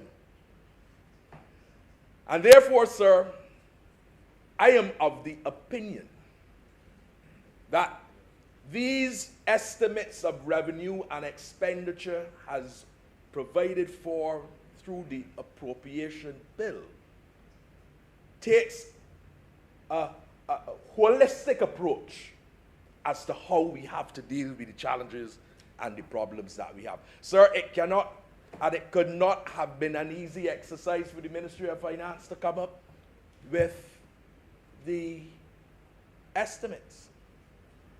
In an environment where there are competing interests, I heard in this chamber today, sir, persons indicating that you have different segments that want different things. And that some people want more. That is true. But the reality is, Mr. Deputy President, that government does not have unlimited resources. The reality is, yes, and the truth is, that there is in the foreign exchange reserves in excess of $2 billion. And sir, I say to this chamber that that is a good thing. And I'm forced, sir, to ask myself, what if we had to face the challenges of COVID-19 in 2018 when the Democratic Labour Party was in office? I don't have to tell this chamber, and I'm sure that all honorable senators in here will well recall the 10 dark, dismal years of Democratic Labour Party rule. And when the Barbados Labour Party came to office, one of the first things that the party sought to do in office was to ensure that the foreign reserves were built up. And today we have in excess of $2 billion in foreign reserves. I've heard people, sir, criticize and say that a substantial portion of that is borrowed. And that is true. But the reality is that it is more than the $400 million that the Democratic Labour Party left. Yesterday, the Minister of Tourism and International Transport, Senator Lisa Cummins, made reference to the BEST program and the funding of the BEST program, which is $300 million. And when I heard her reflect on that figure, I thought to myself, when the Democratic Labour Party left the $400 million, where would have been that space for us to be able to execute the kind of programs and engage in the kind of policies that we would have to engage in? And I say, yes, it is better to have been earned, but it is good to have the $2 billion plus in foreign reserves. Remind me, sir, of a story I heard of a youngster. I think he was in second form at secondary school. And the students were asked to inform, it was after the summer holiday. And the teacher asked them to inform of what they did for the summer. And some people said that, they went to excursion. This would have been back, sir, in the late 1960s, early 70s. Went to excursion, went to a fair, people went to summer camp, different things. And one of the boys said that he went to New York. And one of the other students said, sir, ask him to spell New York. And the teacher said, youngster, spell New York. He said, sir, N-U-New-Y-O-K York, New York. And everybody laughed. Everybody in the class laughed. And the youngster said, sir, whether spell it right or spell it wrong, I went to New York. The point is, Mr. Deputy President, that there is in excess of $2 billion in foreign reserves that will be utilized, part will be utilized to assist the people of Barbados. And I go back, sir, to the point that it must be very challenging and very difficult for government to come up with these estimates with competing interests, but I think that it is important, sir, that the right balance is found. It is important, sir, that you look at it in a holistic manner and determine the best mechanism to use in order to ensure that we safeguard Barbados. And the first response coming from government was to ensure that the most vulnerable are protected. Individuals, families, communities. And that is important. And I think government should be complimented for the program with the personal care packages. And I heard this week, sir, that there are additional packages that will be given out because we have to make sure we look after the most vulnerable. That is a responsibility, sir, which the Barbados Labour Party government will not retreat from.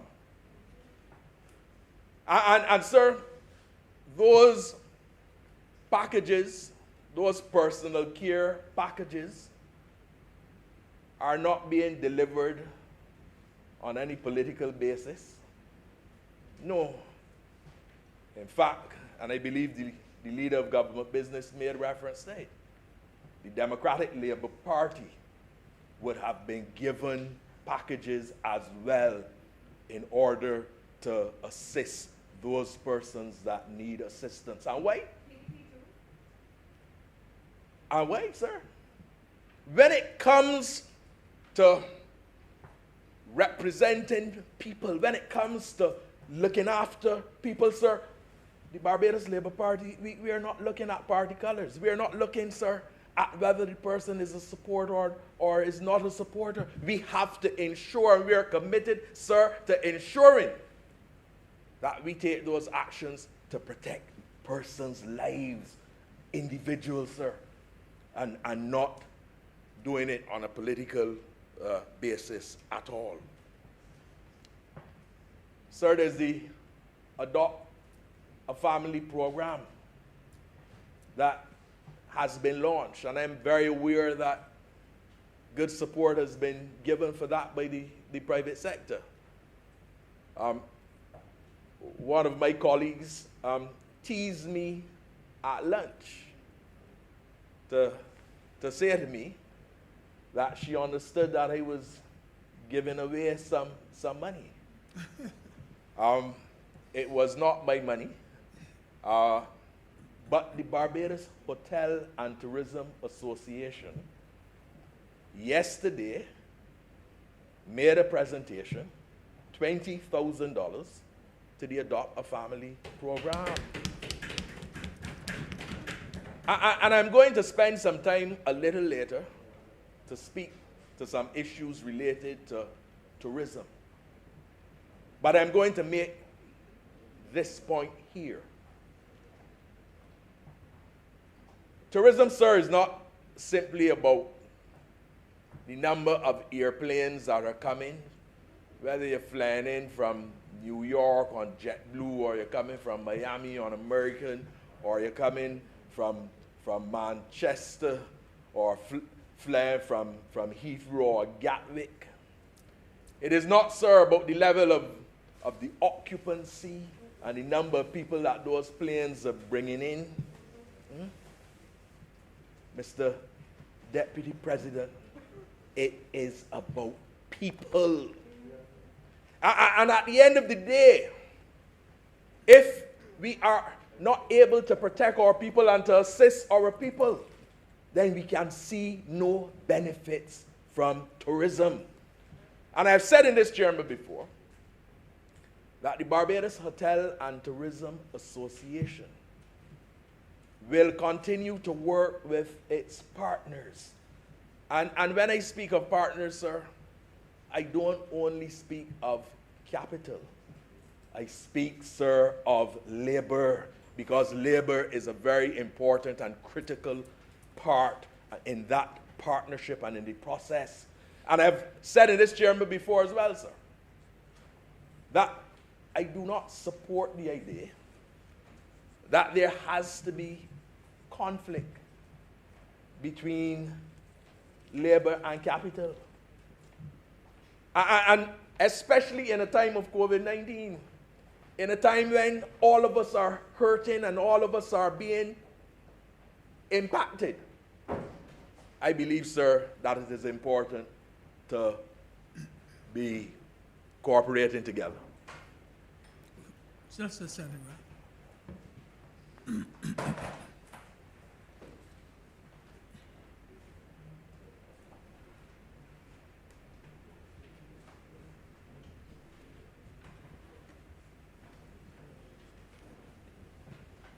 Thank you very much, Mr. Deputy President. Please continue, Senator Grant. Thank you, Mr. President.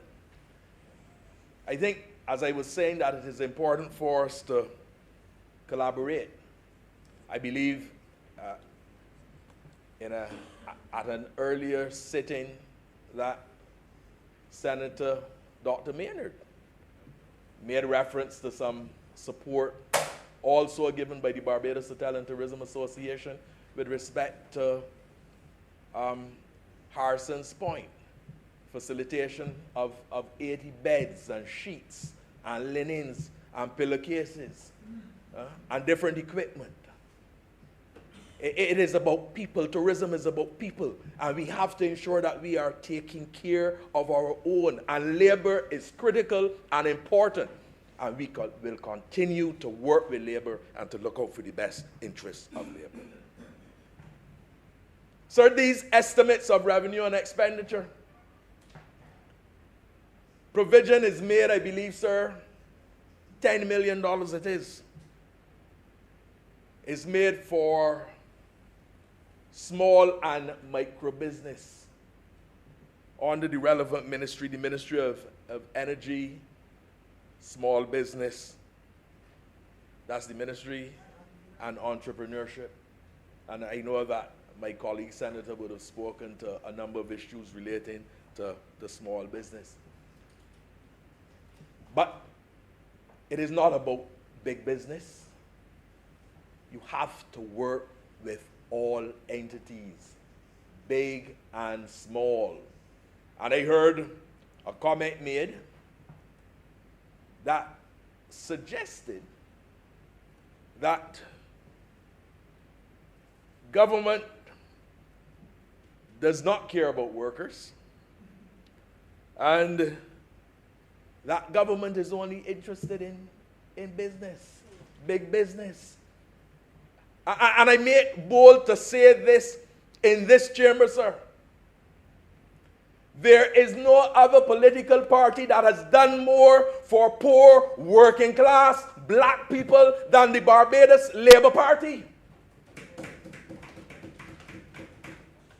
The party, sir, is grounded in labor and will continue to do that. But there's also the recognition that you have to work with all segments of society.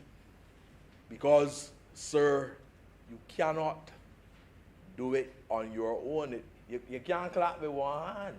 It's impossible to clap with one hand. And we recognize that it's critical and important for us to collaborate and to work with everyone. Under that same ministry, sir, there's provision for $500,000 in technical assistance for equipment and training and marketing, and the purchase of equipment for small and micro businesses again. Because it is important, sir, to help small businesses. And we have to remember that a lot of people are hurting during this COVID period. People are struggling. And government, with its limited resources, sir, is seeking to ensure that the monies available are utilized to assist people. And I don't have to repeat, sir, the leader of government business would have made reference to the extent of the loss in revenues that government has had to grapple with. And sir, you know, I represent a sector where the contribution to the gross domestic product is between 40 to 45%. About 45,000 people or so employed in the sector, 16,000, a little over 16,000 direct. It is the sector which contributes most to the foreign exchange earnings. And that sector, sir, has been significantly impacted. And I'm going to spend just a little time to speak to the extent of that impact so that persons understand. And sometimes, sir, when we speak of tourism, we don't speak enough as to the extent of the involvement of other areas of the economy. The shopkeepers, the vendors, the hairdressers, all of these, the taxi operators, all of these are impacted, sir, by tourism. Sir, in March of 2020, when we first had our COVID cases, the first 2 cases were reported on the 17th of March. There was an impact, and the hotel occupancy in March fell by 39.2% to 48.4%. That is what the occupancy was in March. In December, the occupancy, and let me say, from that date, the occupancy was going down. I have some figures here. In April, the occupancy went to 7.6%. In June, it was 4.7%. In July, it was 6.2%. This is a significant decline. In December, the occupancy, sir, was 45.3%. And let me make this point that at no point since March has the occupancy reached that level of 48.4%. And this is, when you look at what is customary for the winter, I can tell you in 2020, in 2020, we still had good occupancy rates in January and February, 73.5% in January and 80.7% in February. So the occupancy rates were still good. In January of this year, the occupancy was 33%, and in February, the occupancy was 17.4%. Mr. President, our expectation is that for the next few months, occupancy will probably be around 15% or maybe even less. And I spent some time reflecting on that, just for persons to have an understanding that here it is, an industry, a sector, sir, that is contributing significantly, as I said, to the gross domestic product, contributing significantly, sir, to foreign exchange earnings. And you're seeing a significant reduction in the occupancy. But let me, sir, just spend a little time speaking to the issues of revenues. Because we talk, yes, quite a bit about occupancy, but sometimes we don't reflect on the revenues, and the revenues have been drastically affected. In March 2020, the revenues fell by 41.2%. And at that time, the estimate, sir, that we have were revenues of $64.6 million for those hotels that would have been reporting to us, sir. In December, sir, and remember, December is one of the winter months where business is supposed to be good. And in December, remember I said that in December, the occupancy was 45.3% compared to the 48.4% in March. In December, sir, revenues fell by 84.4%. And the revenues in December, sir, were $41 million. And I want persons to understand that even though you saw in December an occupancy that was close to March, the revenues were significantly less. And the reason for that is that, of course, hotels had to discount very heavily in order to be able to get business. And the point that I'm making, sir, is that if you have a situation where your most critical sector, and let me say that there's no issue in terms of diversification. I think, sir, everyone recognizes that diversification is good. But at this stage, tourism is the critical sector. And therefore, if there's a situation where your sector that is providing the majority of your foreign exchange earnings and contributing to your gross domestic product by way of 45%, and that sector is in trouble, sir, it makes good sense for the government to institute a program to assist those in that sector. You know, I'm reminded, sir, of the words of a basketball coach. I think the name was John Wooding from UCLA. I think they had, sir, they won 86 straight matches under his lead and 10 NCAA championships. And he said, don't be afraid to fail. The greatest failure of all is not to act when action is needed. Mm-hmm. And if there's one thing, you cannot criticize this Barbados Labour Party government for not acting. You may say that there are certain measures that you do not agree with, but you cannot accuse the government, sir, for not acting. Government came up with the Barbados Employment and Sustainable Transformation Program.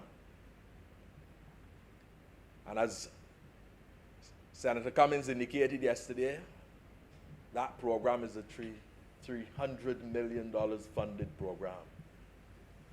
Sir, if you look in the book, the estimates book, with the revenues and expenditure, you will not see reference to that $300 million. And there's a reason for that. You're not seeing reference to that $300 million because it is not money that the government of Barbados is taking and giving to tourism enterprises. It is not free money. It is not giveaway money. It is not money that tourism enterprises just go and get up in a line and go and get the money and go on and do what they want to do. It is money, sir, that has to be repaid. It is money, sir, that certain conditions have to be met. But let us understand this, Mr. President, that the first emphasis under that program relates to the re-engagement of workers. That's the first component, and I heard Senator Franklin today speak to the fact that he said you can't pay persons 80% of the salary. You can't be cutting persons' salaries. Sir, 80% is better than 0%, if my math is correct. If my math, sir, is accurate, because I know that there was someone at one time in another place that was dealing with some numbers. And if I was to rely on him, I might probably say 0 is more than 80. But if my math is correct, 80%, it is better than having no money at all. And what I've reflected, sir, I took the time to reflect on those occupancies and to reflect on revenues, just to relate very clearly that businesses are suffering. But the government did not walk away. The government said, look, there is a BEST program, and this BEST program, first of all, is to support workers, to provide for the re-engagement of workers at 80%. And it was not done in isolation, sir. It was done, sir, in discussion with the unions, in discussion with the Barbados Hotel and Tourism Association. And let me say too about the BEST program that the mechanism provides for year 1 to start, when I believe it is 60% of the occupancy level for 2019 comes back over a 3-month period. Right? What the government is not seeking, sir, to provide funding and then penalize companies, because there's the recognition that, yes, you have to provide an opportunity for the companies to start to build back. And you have to provide the opportunity to keep persons employed, even though the revenues have taken a significant hit and have been significantly reduced. So I think that it is a good measure for government to have put that in place. There was reference made yesterday, sir, to the fact that there are ongoing discussions, and that is true. You know, sorry to talk about finding the balance. I'm sure that you would remember, Mr. President, you would know as good as I do. The days I as a little boy, sir, I would go to the shop. You go and buy some sugar. You go to buy 4 pounds of sugar. You go to the shop. You go and you tell the shopkeeper you want 4 pounds of sugar, and the fella he put a brown paper and he put it in the scale. This is an old-time scale. This isn't a digital scale. This is an old-time scale. And the fella then go in and he take out the sugar and he put in the sugar. And then he take the weights and he put it on. And you know, sometimes when it starts, sir, the sugar on this side and the scale like this there. And he put the weight sometimes and it go like this. And then he take out a little, you have to find, sir, the balance. And you have to find the balance. You can't find the balance by not engaging with your stakeholders. And again, if there is one thing that this government has to be complimented for, is the fact that the government is prepared to listen and prepared to dialogue. That is very critical and very important, sir. And therefore, yes, we've had further discussions, and I'm expecting very shortly that an announcement will be made with respect to the measures that have been agreed to in relation to the adjustments to the BEST program. But sir, it is not going to subtract from the fact that persons who receive the money have to repay the money, because the money is the people's money, and it is being put to use to ensure that those enterprises that employ people and the sector of the economy that is critical for the resurgence of this economy is given some support.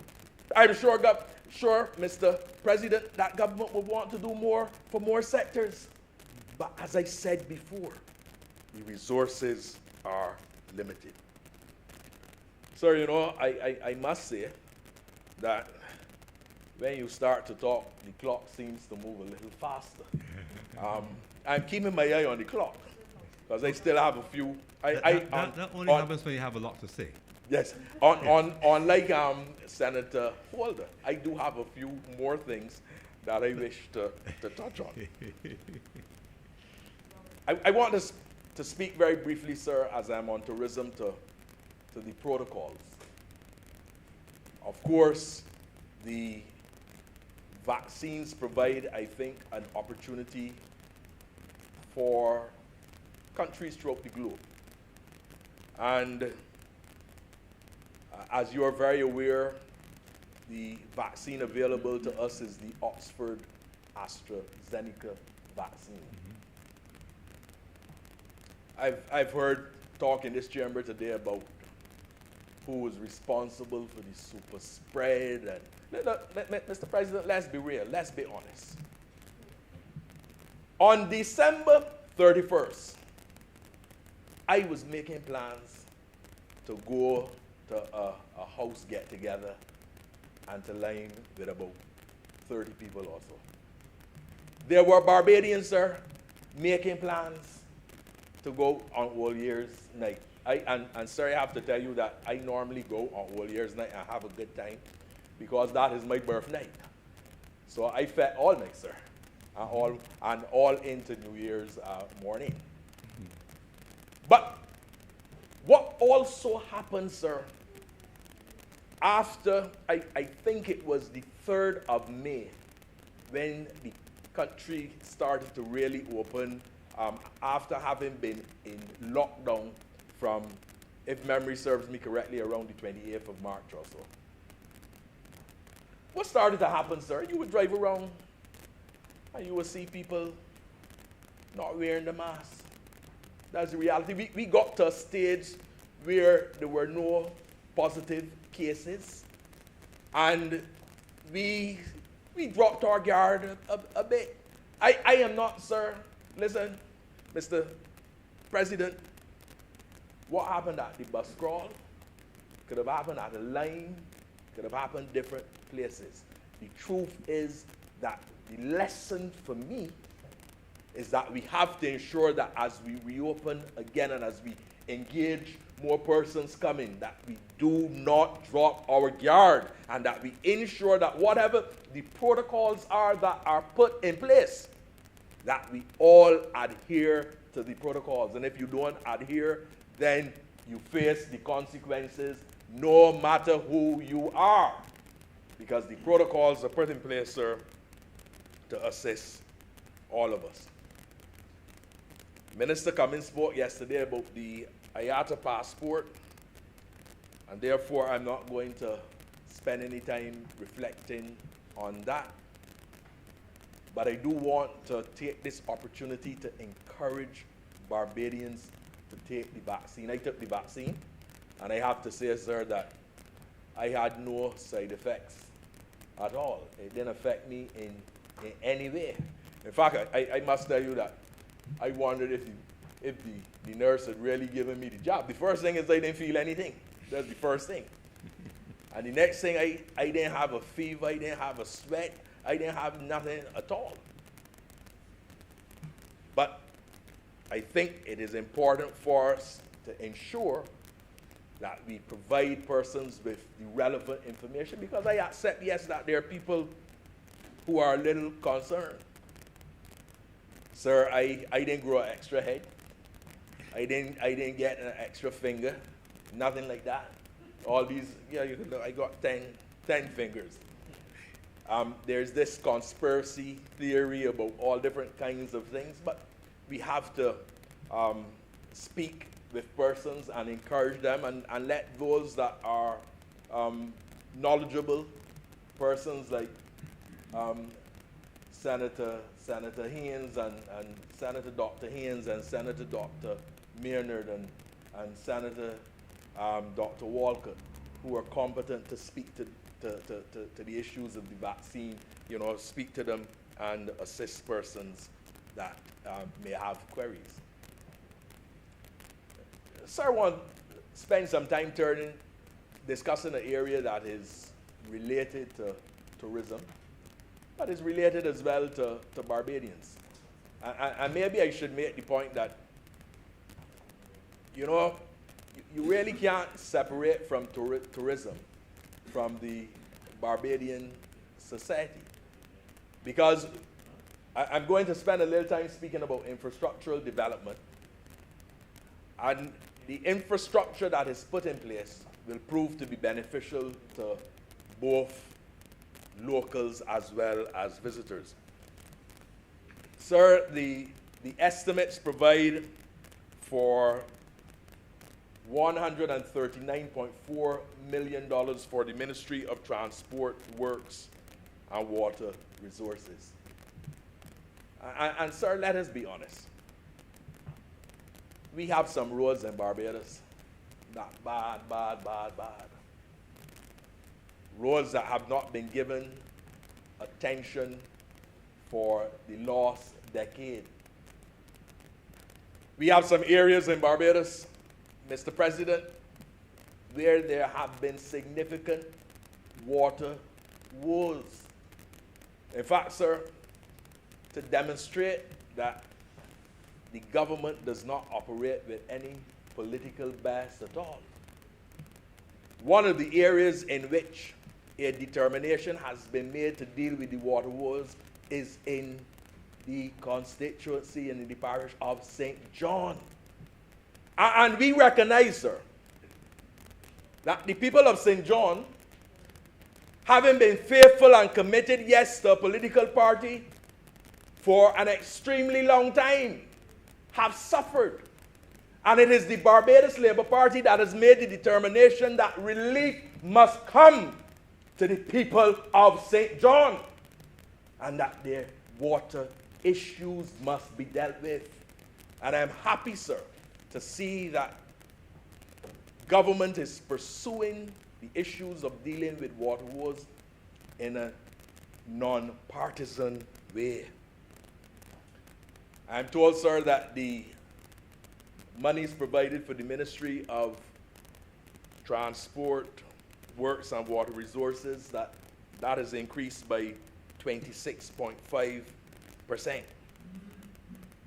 which is significant. But we have to make sure that we create the right infrastructure so that people are not driving on these awful and bad roads. And sir, I can just spend a little time because I need to get to another subject matter. But just spend a little time, sir, to speak to some of the areas that will have road works undertaken. Because, sir, I think it is important to recognize that water, transportation,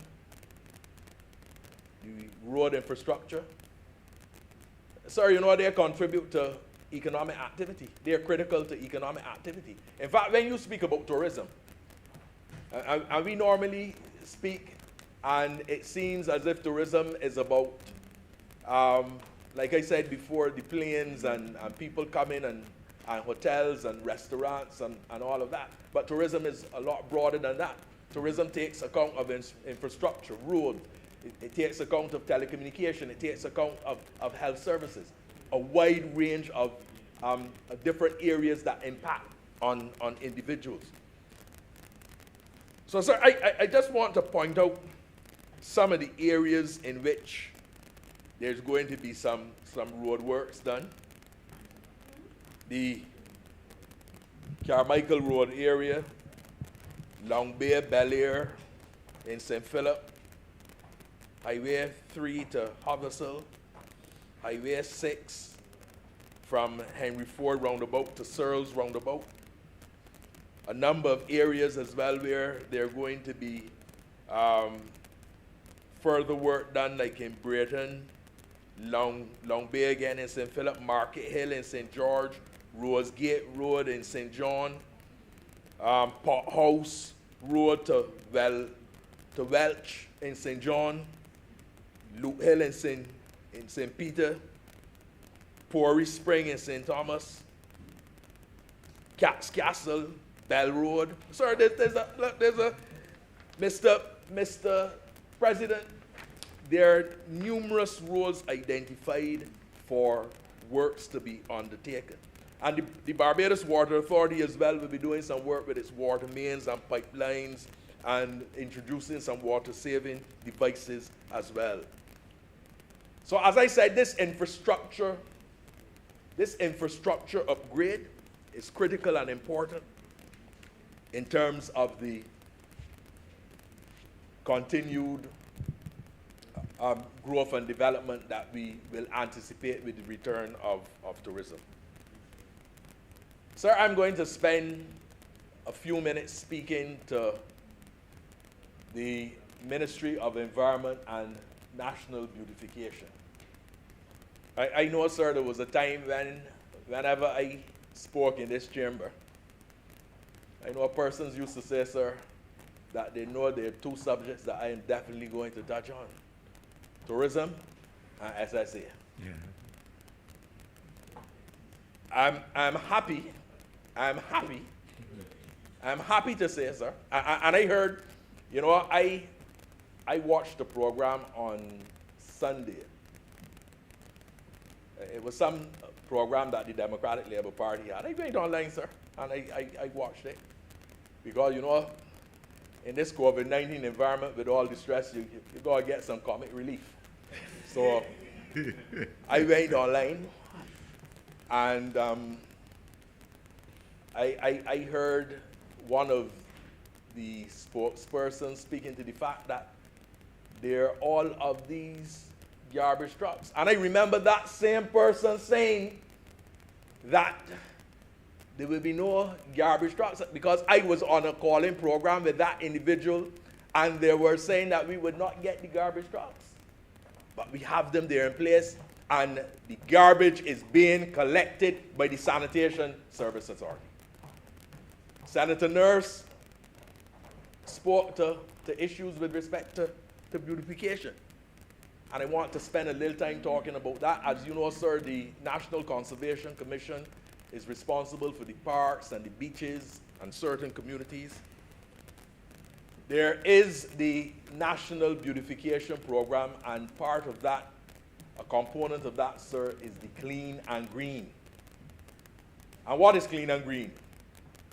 Clean and Green facilitates NCC going into certain communities and beautifying the communities.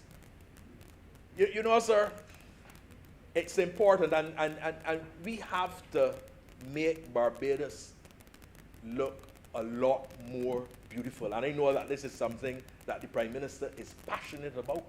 And it is something, sir, I say in this chamber, the same way the trucks were received at SSA and the garbage is being collected, there is going to be beautification in Barbados. And the NCC is going to, and it has started already, to ensure that this is done. There have been community parks, sir, set up in Doddsland, Flat Rock in St. George. Doddsland is in St. Philip. Flat Rock in St. George. Harmony Hall in Christchurch. Ashbyland in Christchurch. Silver Hill in Christchurch. Weston in St. James. Ferniehurst. That's where we have started. But we are doing others as well. Sir, there's the National Beautification Project. It's a coordination with the NCC, SSA, and the Ministry of Transport, MTW.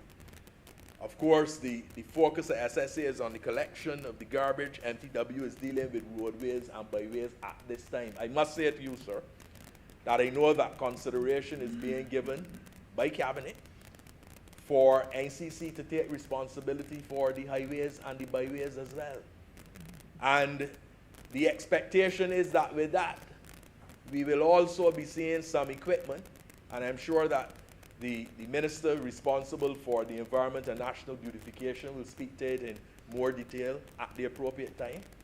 But there will be the relevant equipment to be able to carry out the work that needs to be undertaken with respect to the beautification.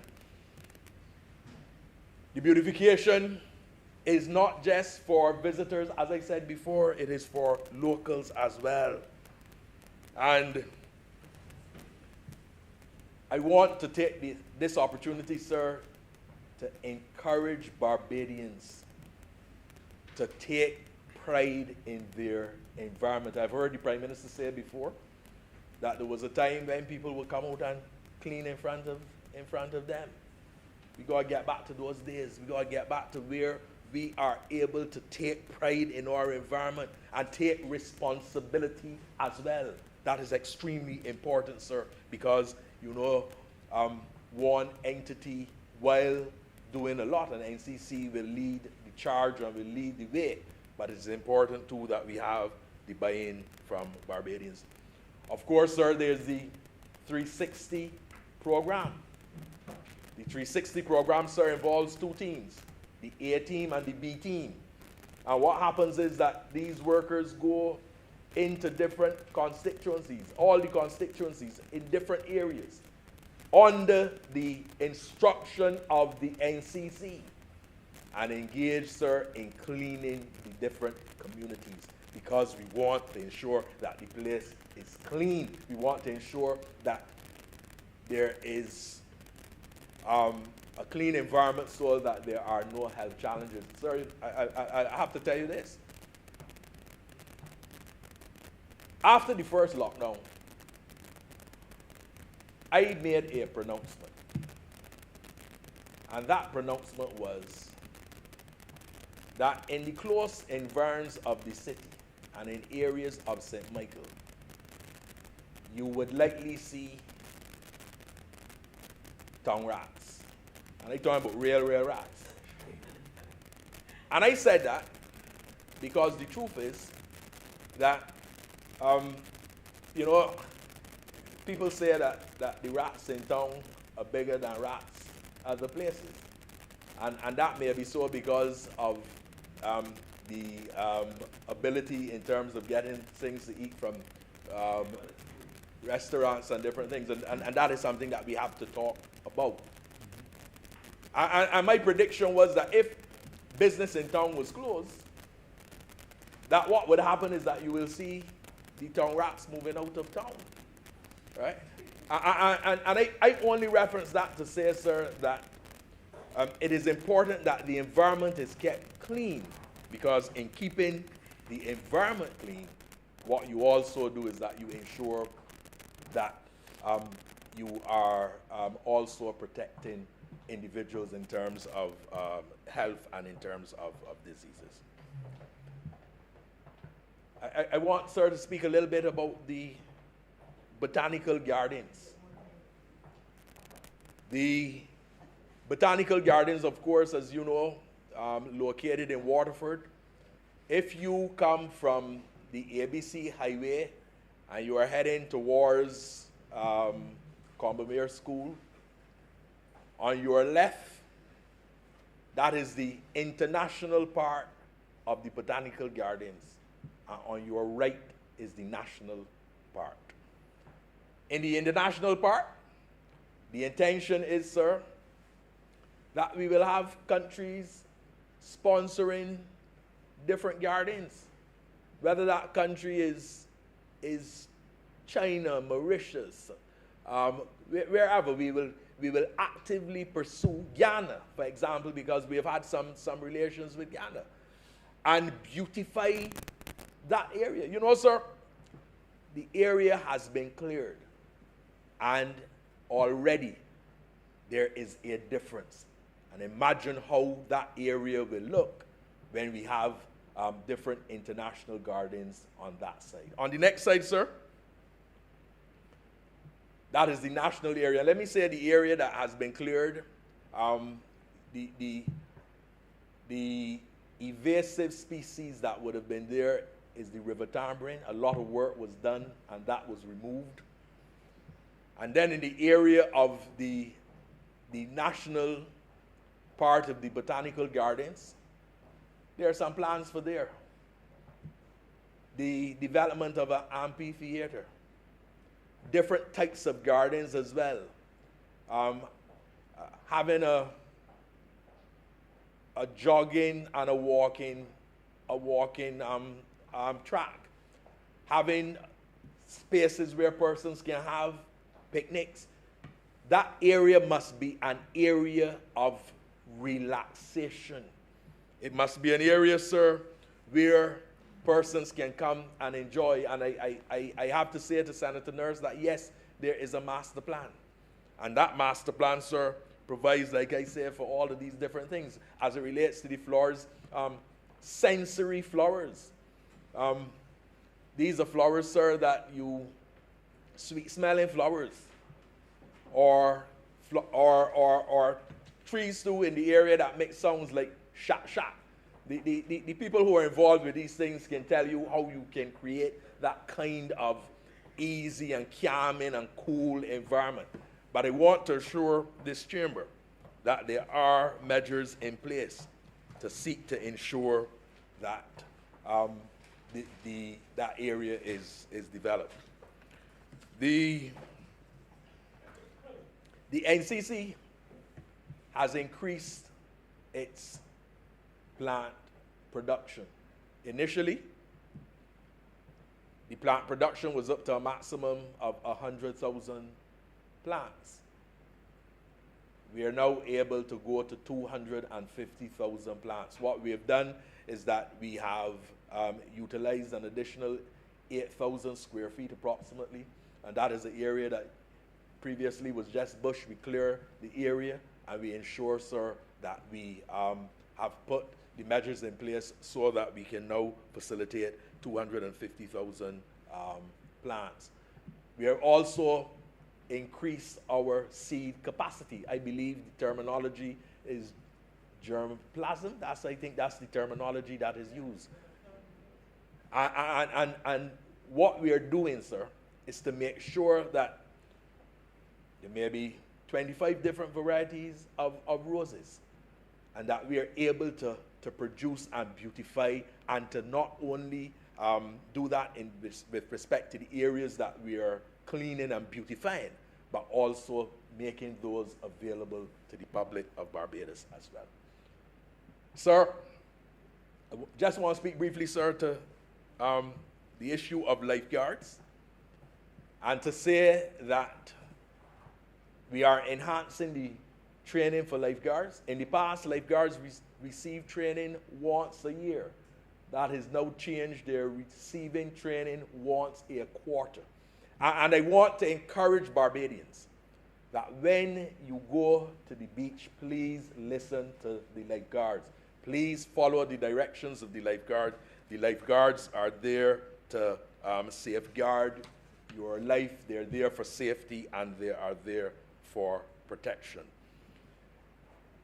I know that Senator Nurse as well, and Senator Nurse spoke a bit in relation to beautification and Queen's Park.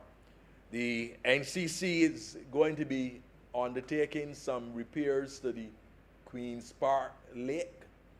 They will also be repairing the fountain as well, and some repairs are going to be done to the trash house, as well as some landscaping of the grounds in that area. So have no fear, work is being done. I'm going to end, sir, by reflecting on the conservation measures, and particularly as it relates to the turtle habitat and the restoration. And of course, we all know about the importance of the turtles. The intention is that the NCC is going to be facilitating the planting of sea grapes, fat pork, and siams. You know, sir, it was a time when I was a youngster, when siams are the, you know, you get some like green vines sometime growing on the beach, and what they do is that they help in terms of the stability of the beach. So what is going to happen is that you're going to see a bit more, because there was a time when you would see a lot of siams on the beach and you do not see that. And that partly contributes the fact that you don't have as many siams now, to why you get the deterioration with respect to and the erosion with respect to the beaches. Of course, sir, as it relates to the turtles, we have to make sure that there is the turtle-friendly lighting that is on the beaches, and those hotels and restaurants along the beaches, sir, will be encouraged to utilize the turtle-friendly lighting. I expect, sir, that the chairman of the NCC will very shortly be having a conversation with the CEO of the BHTA. I suspect that they will agree. It will be a very challenging thing if they are in disagreement and they have a quarrel amongst themselves. But I am very confident that the parties involved will be able to look at this in a very serious way, because the turtle restoration really, sir, is an area that many of our visitors enjoy being able to go and swim with the turtles and to see the turtles.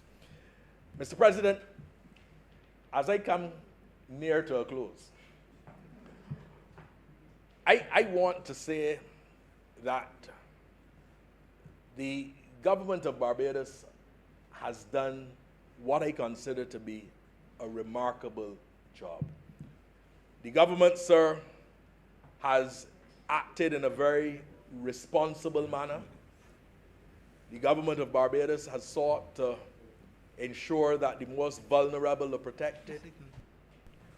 The government has sought to engage with the stakeholders, whether the stakeholders be the representatives of capital or the representatives of labor. And the truth is, sir, that if we are going to be able to get through this very difficult COVID-19 pandemic time, we will have to work more closely together. And if there's one thing that the COVID-19 pandemic has taught me, is the importance of our being able to collaborate, and the need for us to recognize that no man is an island, and that we all must put our hands to the till, and that we must give our best in the exercise to ensure that Barbados continues to be a good, safe, decent destination, and that our people continue, sir, to be given a hope for a better tomorrow and to be ensured of a better life. I thank you, sir. Thank you very much, Senator Grant. Senator Walcott. President, I beg to move that this sitting be now suspended until 11 a.m. tomorrow morning. The question is that this sitting be suspended until 11 a.m. tomorrow. Those honorable senators in favor, please say aye. Those against, please say no. Methinks the ayes have it. Just to inform or remind that dinner is available downstairs this evening, Senators. So the sitting stands suspended until 11 a.m. tomorrow.